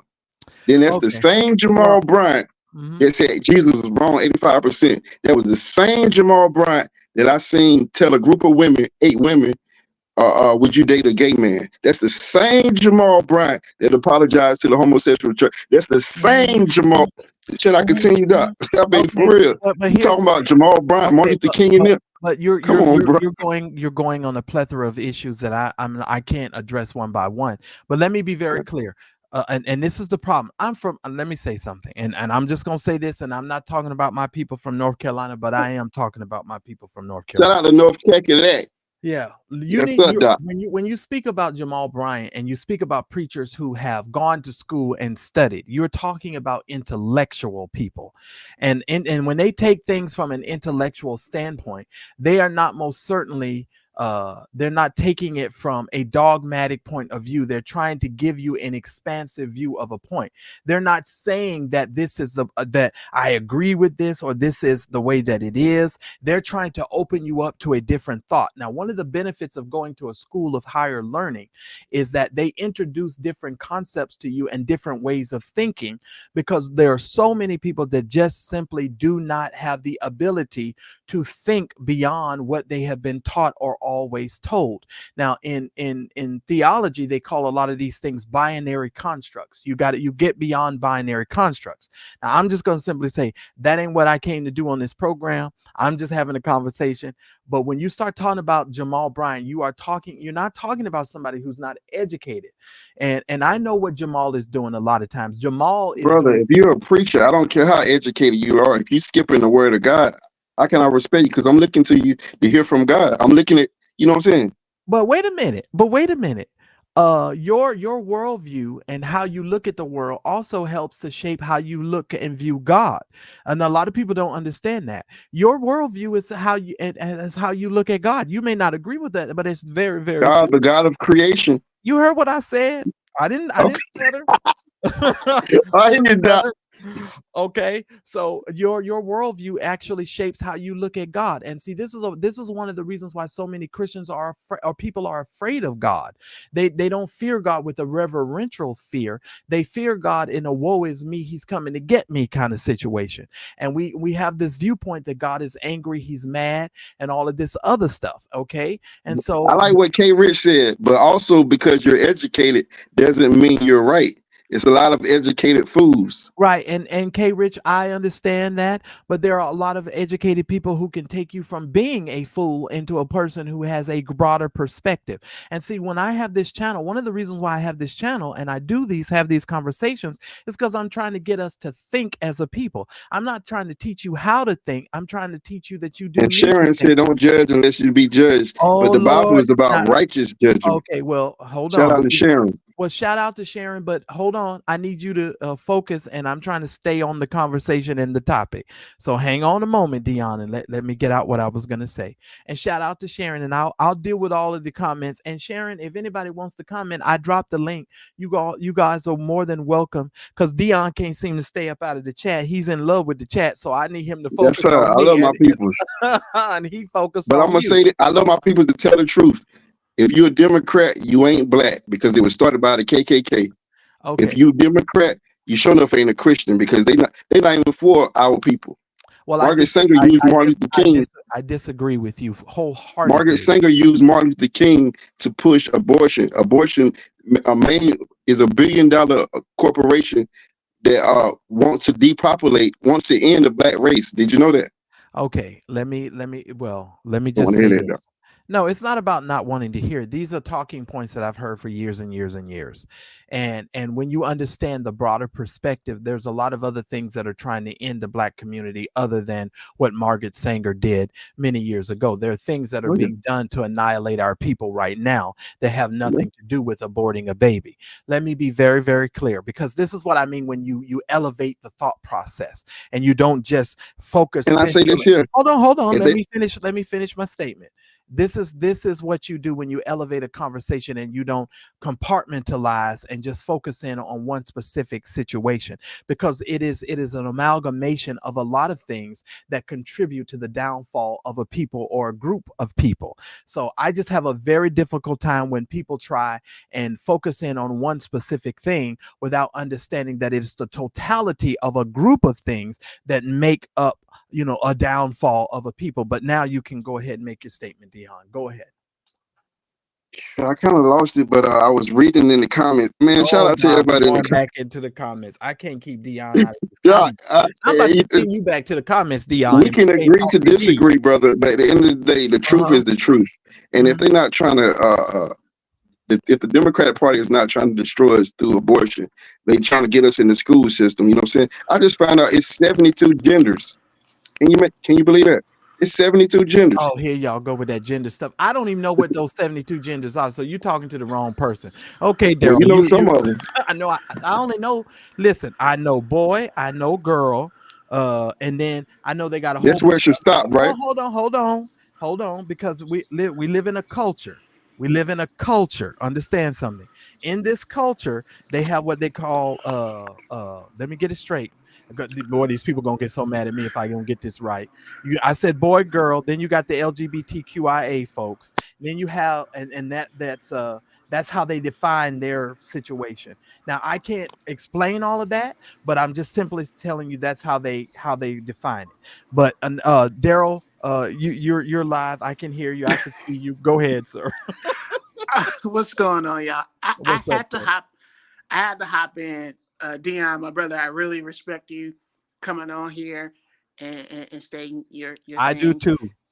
And I really appreciate it. But there's just some things that you fundamentally are saying as someone that, one, is a minister, and two, has a background and bachelor's in African and African-American studies. My brother, you fundamentally are wrong on a lot of things. And I had to come in here and talk to you about this. One, you talking about a black and white church. Let's be clear. The reason that there is a black church is because we were not allowed to integrate. You're in North Carolina. The history of the North Carolina black church. Bishop Wooden, with all due respect, is a minister of the Church of God in Christ. The Church of God in Christ was a sect of the Assemblies of God, which was all white Pentecostal ministers that left Kojic because there was too many black ministers. So that alone, and this is not rhetoric, this is not hearsay, this is historical fact. No, that's a fact. That's historical fact. So for you to say, well, we there ain't gonna be no color section, yes, that is true. But you need to tell that to some of your white brothers who thinks that way. Right. Let's be clear. In that Republican Party. Yes. Guess what? And y'all keep talking about. Well, let me just say this to both of you, because I was thinking about this today too. I'll be so glad when black people realize that Democrats are racist too. We know, and I think a lot of Republicans don't understand that we know that already. They act like they're taking us to school and have some sort of class. I'm not a Democrat. I'm an independent. I know that there are Democrats who are racist, just like there are Republicans who are racist. I don't know why they think that we're slow and we don't know those things. That's the thing that gets to be a little irritating. Yeah. Another thing I wanted to talk about. So I want to be cautious with my words too, because I'm not on. This is your channel, Marcella, so I'm gonna be respectful of that. No, you do what you do. Do what you do. My issue sometimes with, and it's not just Bishop Wooden. There's other platforms. And I'm not going to mention it because Marcellus, I know you don't like mentioning people's names. Yeah, I don't mention nobody's name. Okay, thank you. I'm not going to do that. Okay. When it comes to subjects of abortion, when it comes to subjects about same-sex marriage, yes, biblically, we know what our stance is. What the tradition is, absolutely. What the tradition is. At the end of the day, and this is me from a ministerial standpoint, that is still a soul that you're talking about. That is still a soul that we as ministers, we are called to still bring people into the kingdom of God. So when I hear hateful rhetoric coming off the pulpit, you mentioned Bishop Wooden. With all due respect, Bishop Wooden had Lieutenant Governor Mark Robinson on his platform. This Lieutenant Governor Mark Robertson backed Nazi statements. Do you know what the Nazis did to people? Do you know what they've done to the Jewish community? Let's be mindful of that. And that's where we go. We tote the line of rhetoric and scripture. And I try to be very kind to Bishop Wooten tonight because, of course, you could go there and then I'm going to get really upset and I'm not going to go there. But Bishop Wooten has said a lot of very, very difficult things. And the reason why I'm being patient today, because a lady left a comment in my chat earlier this week and she said, Marcellus, why are you going so ham on Bishop Wooten? Because he's only teaching what our traditional beliefs have always been, right? That's what she said. And I say, I respect that. And I understand where you're coming from. But our traditions are not meant for us to just run rashad all over people and just, mow people down with our tradition. This is not a theocracy. America is not a theocracy. I don't understand why people keep trying to make America into this sort of biblocentric kind of situation. It's not, and it never has been. But this is what I was taught as a kid. And Dion, I'm gonna go to you because I knew you have something to say. When I was raised in North Carolina and Winston-Salem, they told me as a child, they lied to me. They said that God was blessing America and God has shed his grace on thee and crowned thy good with brotherhood. But then I had the mistake. I started reading some books and I started listening to what I was saying. This land is your land. This land is my land. No, it ain't my land. And no, bombs bursting in there. And I was, wait a minute. God ain't doing all of this. This is you. And so, Dion, I have a little bit of trouble when it comes to how we view things. And I know how Bible Belt North Carolina is. I'm there every 90 days, about 90 every 90 days. I'm in North Carolina. Trust me when I tell you, I know how we get down over there. So I'm with you. Let me go to Dion first, Daryl. Go right ahead. Go right ahead. Something to say. Contrary to how we feel, man, at the end of the day, yes, racism, a lot of stuff that American or the culture has pushed on us has affected us in a way, but we are new in Christ, man. It's to be honest, my pastor is a white pastor. And he thinks like I think. You know what I'm saying? Bishop Wooten is just someone that I admire. You know what I'm saying? Okay, I got a you. white pastor. And I believe in the word. I believe in the Bible. The Bible is right, whether you look at it traditionally or not. But I would say this, man. We need to stop this division and this. We need to look at how God sees us, man. If He sees us as one. The moment you say the Bible is right, that's division right there, right? When you say when you say because the scripture is very clear. The Bible says when the word comes, it cuts like it's a sword. It divides. Two-edged sword. That's correct. It So divides. just because it cuts, do that mean it's coming towards like it's judging, righteously judging, or the cutting? Is that a bad thing? If it's truth. But in some ways it's good, in some ways it's bad. It depends on who is skillfully cutting and how the word is being used. I think a lot of times the problem is the word is used as a weapon and it is not used in the way that it should be used. The word should be used to uplift the hearts of man and to bring people to Christ and to have a greater personal relationship and understanding with Christ. But we use the word a lot of times to juxtapoint our positions. We do all sorts of things with the word that I can't deal with. But that's just my opinion. Go ahead, Daryl, because I know you had something. And then I had another thing to say about Trump real quick. We're coming back. We're gonna get you back. Let Daryl go. There is one thing I want to bring out, and you mentioned Dr. King, and you mentioned the vision and the black movement. Let's be clear on a couple of things. Every major movement that has happened in modern American history has started from the church. Civil rights movement, straight from the church. The economic movement, when you look at the NAACP and SCLC, right from the church. Black Panthers started in the church. Rainbow Push Coalition, Reverend Jesse Jackson. People forget. Reverend Jesse Jackson was a youth pastor at Fellowship Baptist Church in Chicago. Reverend Clay Evans started in the basement of Fellowship Baptist Church. When we think about Marcus Garvey and Garveyism, started in the basement of a church. When we think about the Great Awakening, the abolitionist movement, the Right. founding of the modern political party in the Absolutely. church. Mm-hmm. So that's another thing that irritates me with some of these preachers and some of these platform people on these streams that are talking about, oh, we too political. We have always been political. Right. If you look at the teachings of Christ, that's a political statement. Yeah, Right. the You're Bible is saying, when Well, Jesus Jesus is said, a political figure, but I don't want to go yes. there. But go ahead. Oh yeah, Angela Yee says it all the time. My God is a social justice God. Yeah, Because he's he's a talking about political figure. render those to Caesar as it is to Caesar, but render those to me as it is to me. That's a political statement. You're Let's right. be going back to history. If you look at the Roman history, the Christians were considered crazy. Well, Jesus was considered. Yeah, go ahead. Well, Go ahead. yeah, I was just gonna say N.T. Wright in his book Simply Jesus. I don't know if either one of you have ever read that book. He goes through the political nature of Christ and how most Christians, and he's a Cambridge scholar.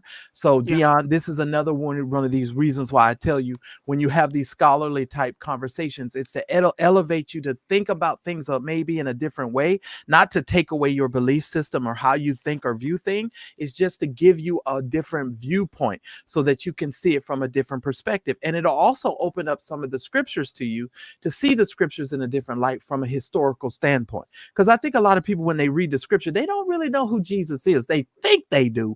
You know what I'm saying? But it's kind of funny to me because I'd be like, okay, I don't think you really know just how revolutionary Jesus was. I heard a scholar say that Jesus would walk the streets today, he'll be crucified all over again. Oh yeah, he'd be done. Yeah, he'd be done because the statements that he was making were even more radical today as they were 2,000 years this ago. day, this scripture has been fulfilled in your eyes. That right there would have got him crucified. Go ahead. Absolutely. Go ahead, Dion. I'm just looking at this comment section. It's crazy, but I'm gonna leave y'all with this. I can't get Dion out this comment section to save my life, y'all. Go ahead. Sorry. So some people still saying Trump is racist and all that, and I know you made a you did make a statement about him bringing up the young black man. He is racist. I want to be He's emphatically racist. clear. So if he's racist, why did the NAACP or one of those big black organizations give him the Ellis Island medal along with Rosa Parks Yeah, you're and talking Muhammad about when Ali? he was a Democrat and he was pandering to the Democrats. That's why they gave it to him. I don't know who he was pandering to, The but they gave Democrats.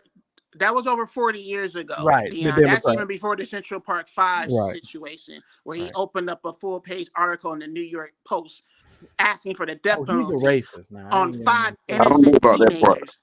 You need to know But that. That's a known fact. From 35 I years would- ago, those boys spent 15 years in federal prison for a crime that they did not commit. And to this day, he did not. And he's never apologized for it. He's never acknowledged that they haven't committed the crimes. But here's the funny thing.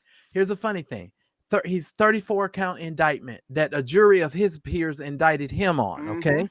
Now, but he's supposed to be the one that's rooting out all of the criminals now in the government. I find that ironic too. But Dion, back to this situation. When it comes to Wooten, understand something. I personally don't have anything against Wooten because I don't know Wooten. Okay, you've been more around Wooten than I have, so I don't know. You've been able to see things that I haven't seen. But what he's putting out in the social media space and in the sphere of the world, it makes us look at him in a different light. And I would simply say, as a man of God, someone who I'm assuming is educated, I think that he would maybe want to curve his speech a bit and walk a little bit more humbly when he refers to certain people and certain things, because it's just in my opinion, is to incite a type of response from people. And when he gets what he wants, it's almost like, oh yeah, I'm being persecuted. That's why I don't like this whole when believers, we keep hollering about we're being persecuted. No, you're being persecuted. You keep messing with folk. And then when folks clap back at you, then you're mad. And then you're talking about, oh, they don't want your Jesus. That's just don't make no sense. It don't make no sense. You're spewing hatred and bigotry and masquerading that as the word of God. Right. That's the issue that I have with Wooden. And I'll take it a step further. I know, Marcellus, you said it, that you don't have no issue with him. I have an issue with him. I have an issue when you put in a Nazi sympathizer in your pulpit to your clergy in your congregation. I have an issue with that. I have an issue when you use your pulpit as a bully pulpit to cast out aspersions of not even using one scripture at your post. I have an issue with that, and I'm happy that the Kojic community refused to put him on the general board. Thank God. It Oh would have been. Lord, I contacted my friends in Kojic. I'm like, y'all Negroes better not put that man on your general board because he is a lunatic. Yeah, he's very problematic. I'll just say it in the problematic. Right, the nicest way I can say. He's very problematic. So what's the difference between him and Pastor Jamal Bryant? Okay, well, Jamal Bryant is very problematic as well. I'm not going to deny that. Yeah. Let me just say this, and see, Dion, this is where you have to have a good balance here. They're both problematic. When I joke and I say that Jamal is my Instagram pastor, I'm actually joking. He ain't my pastor. He would never be my pastor. I'm just saying, right? He's my pastor on the Instagram because everything he do is for the gram. He be stunning for the gram. He be hitting him. He be hitting them ninjas. But that's a whole nother matter. But anyway, let's be clear. He was ran out of Baltimore for his whole situation with kids. But let's be clear. We're not perfect people. We're imperfect people, and I'll be frank, I ain't a fan of Jamal Bryant, but this statement right here, this is civil rights 101. This is an economic situation. Well, Dion, when I so feel like civil rights, go ahead. Say it again. Is civil rights biblical? I'm just asking both of y'all. Well, in my opinion, yes, it's just as biblical as anything else. Absolutely, civil rights is biblical. We just broke it down that the civil rights movement started in the Are you kidding me? Are you kidding me, Dion? Absolutely. The whole, that's a whole nother matter. I'll be on here all day. Dion, here's the thing. The scripture is all about social justice, sir. If you understand the scripture and you understand what the word of God, what Jesus is preaching, Jesus is coming to set the captives free. Those who have been held captive, and the year of Jubilee, if you understand the year of Jubilee and every slave returning, being able to return back to where they came from and all those things. That's why Jesus is our Jubilee. I don't have time to go down into the whole situation here. We have to stop, Dion, with talking points. I want you to make an effort, Dion, to just go and understand things in a broader perspective. I'm not saying you have to agree with Jamal, because I don't freaking agree with Jamal. But what I'm trying to say is when you have these types of conversations, you need to have a balance. The old Republican Party is not the party that you have today, sir. It's not the same party. So when you come to the culture of today and you say, well, the Democrats, they were the ones who had slaves and held everybody in slaves, and it was the Republicans that did this. That's not the same Republican Party. Those aren't the same people that were doing business with the Republican Party. It's a totally different Republican Party. You have to know that, Dion. That's something you got to know. Brother, I'm neither or. I'm independent. And that's another thing, bro. You sound Republican. The woman said on the night, the woman told Peter on the night that Jesus was betrayed. What did she tell him? She said, your speech is betraying you. Your speech is betraying you. I got one more question and I'm gonna leave. Did y'all know the first flag for America was called An Appeal to Heaven? You know that, right? And who made that appeal? Who made that appeal?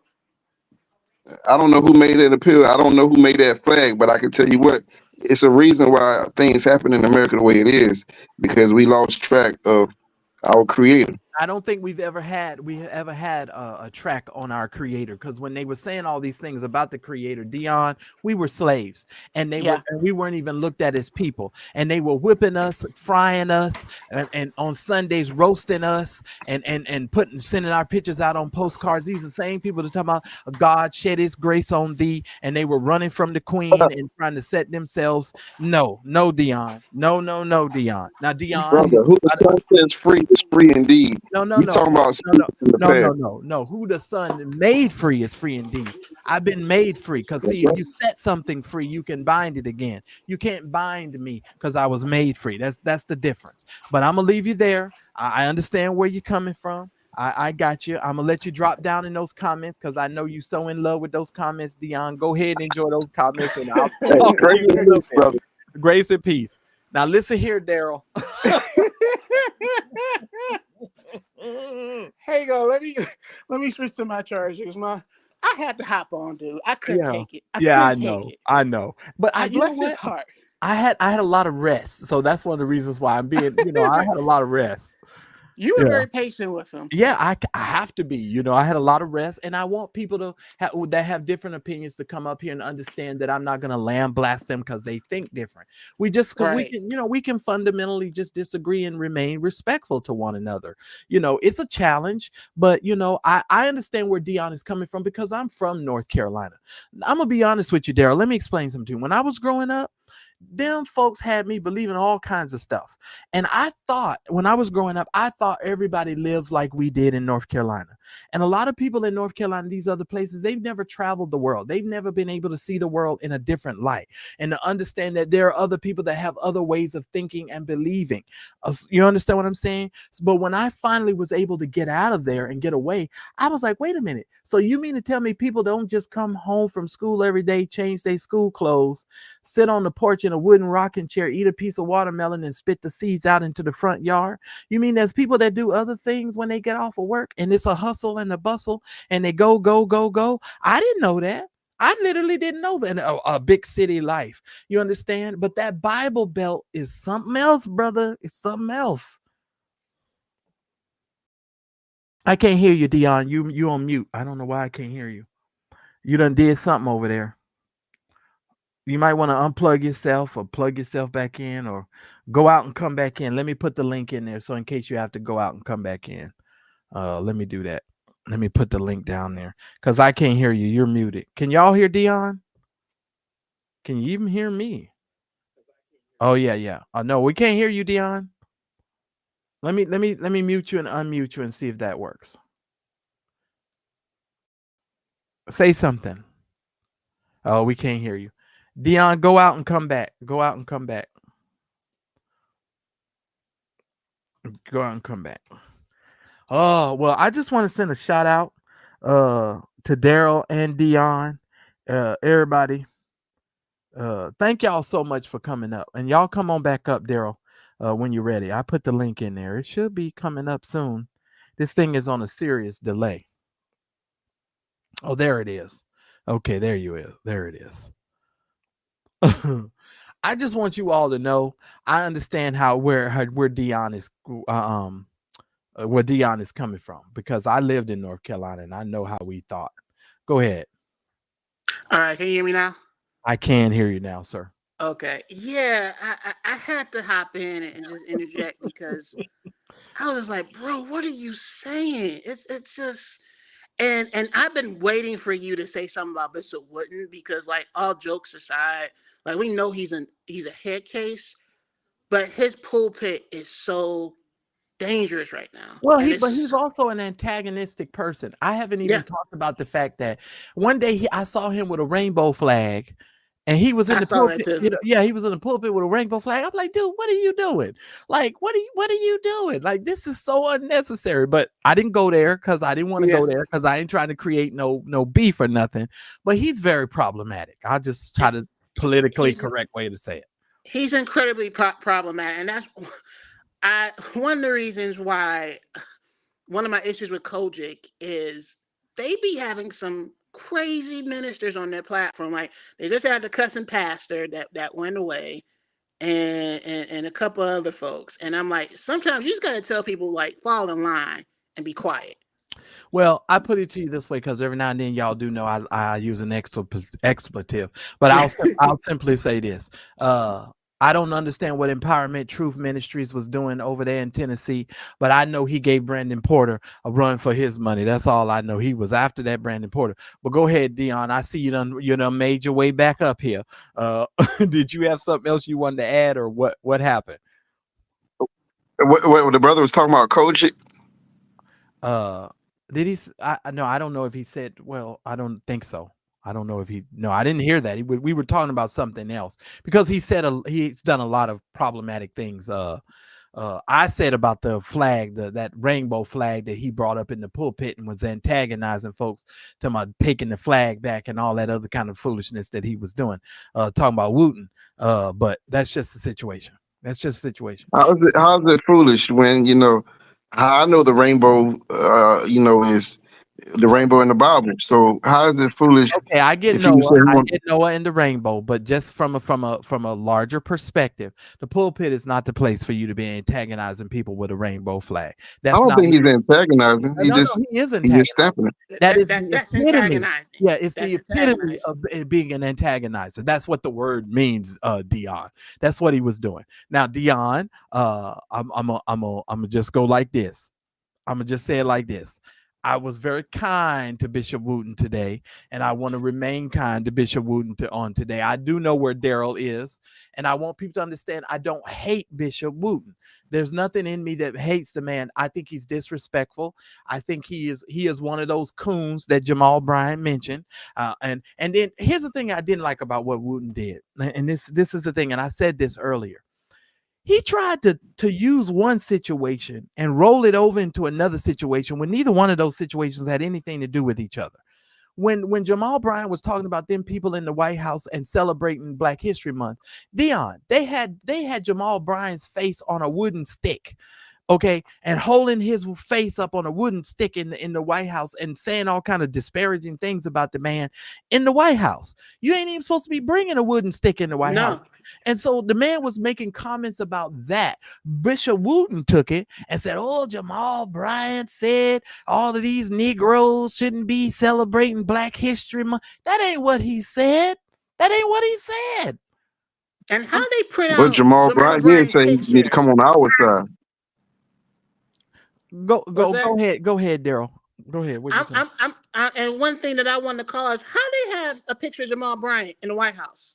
Yeah, That that's a that good makes me question. uncomfortable. Yeah, Because that tells me y'all investigate him and they y'all do absolutely they're some. targeting. They're Yeah. targeting him. Absolutely, they are. Jamal Bryant done put himself out there as Martin Luther King II I don't think in the South. I don't think he has. I think that what Jamal is doing is trying to be a voice for a group of people that feel like that their voices have not been heard and they've been alienated and they've just been treated poorly in this country, in America. Martin Luther King did the same thing. Okay, well, that's what But we need. also, Hold on. but guess what? Dion, Also, but wait. more, With no, all due respect, Dion, you could not sit in your chair in Raleigh. If you're in Raleigh, you could not sit in your chair right now and make these types I'm of a statements, sergeant chair. your massaging chair, without the work of Dr. Martin Luther King. Absolutely. And see, this is the danger of your generation and these generations behind us, because you all are not understanding the history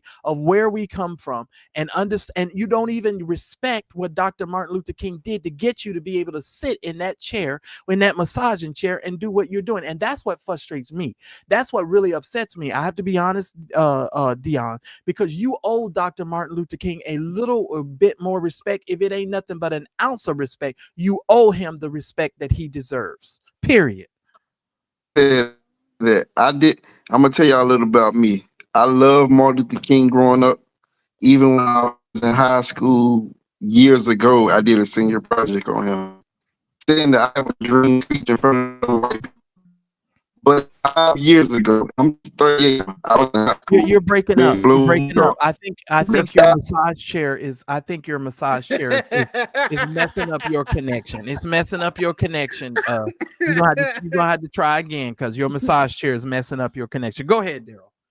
I was looking at K Rich and they brought up Herman Bishop Murray over in Dallas. He's another one that just it's really sad to just hear that. And I was just going to say, like, and Dion, you back up here. Dr. King's house was firebombed with his wife and daughter in there fighting for the rights that we live in today. So Correct. you can keep bringing him up, but like, let's be clear, he died for the rights that you're standing on today. Let's be clear, like, not even 60 years ago, we didn't have the right to vote. That's not that long. And That's they're not that long ago.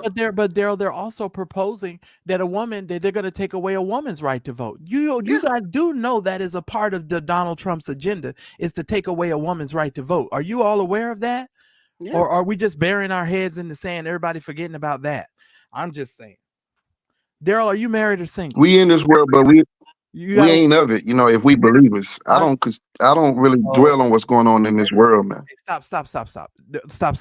First of all, answer my first question. Are you married or single? Talk to me. No, Dion. Are you married or Okay. single? I'm single. Okay, listen here, Dion. If you get married, would you want your wife to have the right to cast a vote? Of course I would. Okay. But All if right. she don't, I'll represent the whole family. Okay, well that's good because that's what all men would do. That's what we would all do. Mm-hmm. But let That's me right. just let me just say this to the point that you just made, because you just said something. Lord, it done went past my brain. Daryl, remind me You should stop. what was your last statement, Dion? I'm sorry. Oh, that you just said. My thing is, brother, we can agree to disagree, but the truth is the That's truth, what we're brother. doing.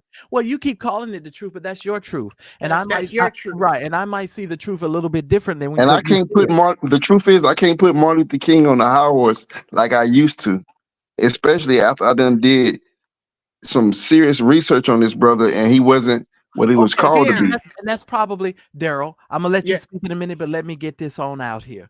Let me Okay. explain Go on. something to you. I don't care if Martin Luther King had heifers on the side, and I'm choosing my words carefully. What about little children on the side? Oh, there What was about little children? Oh little God. children. Stop. Okay. Just stop. Okay. Just stop. Because Dion, I want you to stay up here. I want you to stay up here. But I don't want to go here with these theories and talking points. I can't do it. Listen to me carefully, Dion. You're not being whipped, Dion, in Raleigh, North Carolina right now, and you're not being brought to the auction block because of some fights that other black people had, okay, that rolled us over into Martin Luther King. They have paved the way for us to be able to talk as crazy and as foolish as I hear a lot of black people talking to this day. And I want for those of you that are watching this program tonight to understand something. This is the main reason why it's going to be so important for so many of us to have our voices heard and to be involved with our local governments, and locally first and then on a national level. Because when you're encountering African American individuals, and I'm not saying that they can't have their opinions and how they view the world, they can view the world however they want. And I respect Dion's right to view the world the way he views the world. But you need to understand, for those of us that view the world in a little different vantage point, you need to understand what we're dealing with. When you can speak against Dr. Martin Luther King in the way that so many people today just so haphazardly can do it, when this man literally died so that you can be able to say the things that you want and have the freedoms that you have, it's disgusting to me personally. That's why I don't like it when Dr. Martin Luther King's birthday comes around and the Republican Party start touting and quoting Dr. King every 5 minutes. It's insulting, it's disrespectful, and I don't like it. And I'm just going to turn to Daryl. Daryl, you have the floor. What were you going to say, Daryl? No, I was gonna say, Dion, I'm gonna give you some books to read. I want you to read Birmingham Revolution, which is about Dr. King's letter from Birmingham jail, which is one of the most sharpest criticisms of the right evangelical movement of that time and even currently, because Dr. King in a jail cell wrote a letter to Oral Roberts and Billy Graham and asking them, why are you not in the fight like I'm in the fight? And this is something that you talked about, the black church and the white church. This is where we discuss the silence of the Well, white evangelicals, even right now. you understand, Daryl. I understand, and I made a decision about a year or so ago. We're not serving the same Christ. Absolutely. I figured that out, and it's kind of sad to make that kind of a statement because, oh my God, what do you mean? They're serving a different Christ. I don't even know the Christ that they're serving, and you can clearly see that the Christ that they're serving is not the Bible, the God of Abraham, Isaac, and Jacob. It most certainly is not. And so I don't know what Jesus they're serving. I don't know what Christ they're serving. And I know that's a bold statement to make, and I have made it for the last 2 years. These white evangelicals and these people in this country, they are not serving the same Jesus. And it is disheartening because their voices are silent, Daryl. The reason why Oral Roberts wasn't speaking, and I even think I heard Carlton Pearson one time talk about he went to Oral Roberts and was asking Oral Roberts something about getting involved with some of this stuff, and Oral Roberts was like, he kind of shrugged him off a bit or something. He shrugged him off, but we're not serving the same Jesus. We're not. Franklin Graham and I do not serve the same Jesus Christ. We just do not. Oh, absolutely. That's fundamentally true. We just don't. Fundamentally. Yeah. So, and I'll leave it there. But I appreciate you, Dion. Daryl, you guys have any final thoughts? Anything you like? I'm gonna start with you, Dion. You got any final thoughts you want to say before we get out of here? Because I've been on longer than I wanted. I'm on for 2 hours and 17 minutes. Good show, man. I just think we should all pray for our nation and pray for what's going on in the world and try to, unite, man. Right. Yeah. Come to a common ground. Well, I think we are trying to come to a common ground, but one of the best ways of coming to common ground, Dion, is to be honest in the conversation. I think part of the problem in America is we're having two types of conversations while all trying to say why we can't come together. It's because you having a conversation, I'm having a conversation, but we're not having the same conversation. And the reason why is because we're not listening to be heard. We're listening to respond. And that is the danger of these types of conversations. And I'm really frustrated with the Republican Party as well as the Democratic Party.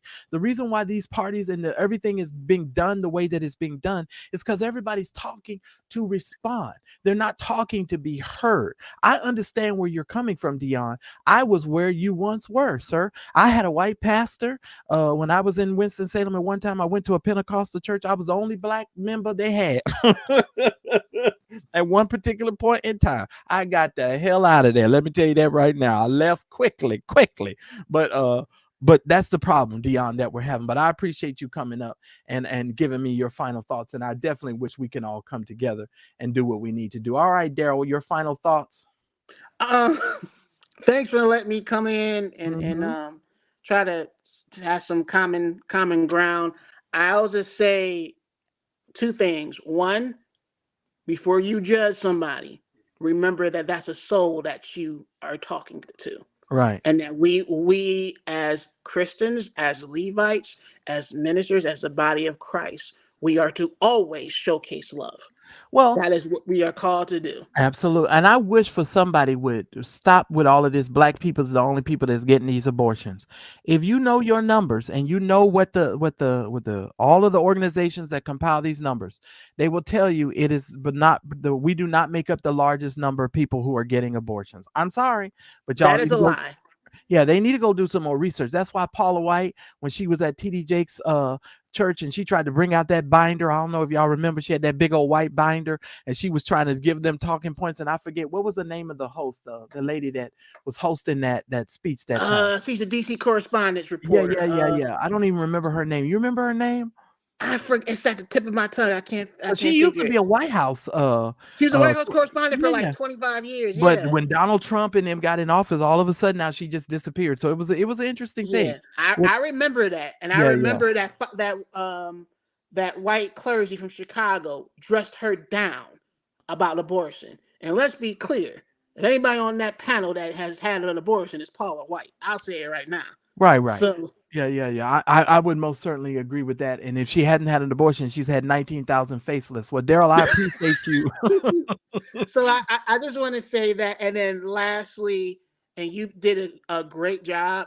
We will not tolerate no slander about Dr. King any further. Yeah, I can't take that. That is not going to happen. Yeah. And let's be clear, y'all. Some of that information has been co-opted by the FBI, who did not find any information about Dr. King when he was alive. So let's be clear. All this stuff that you hear about him, like salacious stuff about his affairs, that is co-opted rhetoric that has been infiltrated and passed around by the FBI. Children? You're going to say he slept with children? I mean, it's disgusting. It's disgusting. So that type of slander, we need to shut that down. Let that man live on in peace. His words have been sullied already. They have put that "I have a dream" speech into every marketing campaign. Don't even know the real reason behind that speech. And one of my friends he's black. He's a Republican. He used to work for the King Foundation. And him and I have lots of interesting conversations about Dr. King. He has a different understanding of Dr. King to this day, but his understanding is not the same as Dion. He talks a little bit about people not worshiping Dr. King because he feels like a lot of it gets into a little bit of idol worship. But that's a difference. Absolutely, it's a difference. He did not like that. And exactly. Everybody talks about the Boondocks episode where they had, if Dr. King was alive, how he would feel about stuff going on. And one of the things that always stuck into me was like, when he did the McDonald's advertising. He's like, did I get signed? Did I give rights to this? Why do they keep quoting my stuff? Like Wow. that's Exactly. yeah. Exactly. Well, I appreciate you, Daryl. Thank you so very much for coming up. Thanks, man. I appreciate it. Now, listen, I still need you guys to make sure y'all support the channel. I know this has been a long live. I didn't plan on being this long, but I appreciate these guys coming up and sharing their viewpoints. If you have not yet supported the Mad Church Disease channel, please make sure that you do so. Also, if you have not yet subscribed to our email newsletter, this is where I'm going to be sending you guys out some notifications when I'm about to go live. So if you're not getting your notifications on YouTube, I'm going to be sending you an email prior to going live. Now, you guys will need to make sure that you hit the mentions and links in the description below, or the moderators or somebody will re-put the link in there for you guys. Make sure you go over and subscribe to this, because this is very important. Honestly, it's very important, you guys, because I definitely want to be able to make sure that you guys stay up with the programs and we're able to keep our momentum going with our channel. Listen here. I'm going to say is I stayed out of the chat. I knew I had to stay out of the chat. Y'all pray for me and pray my strength in the Lord. Dion, Daryl, I appreciate both of you guys coming up. Dion, shout out to Dion and over there in North Kakalaki. I appreciate you coming on and sharing me your vantage point and your viewpoint. We fundamentally disagree on some stuff and we agree on other stuff. So that's the great thing about having an adult conversation and having some good dialogue. So I appreciate you guys. Listen, guys, support the program. Go sign up for the email notification so that way you can be notified. I love and appreciate every single one of you. And God knows, I don't know if I'm going to see you tomorrow, but I appreciate every single one of y'all. God bless y'all. Y'all enjoy the rest of y'all night.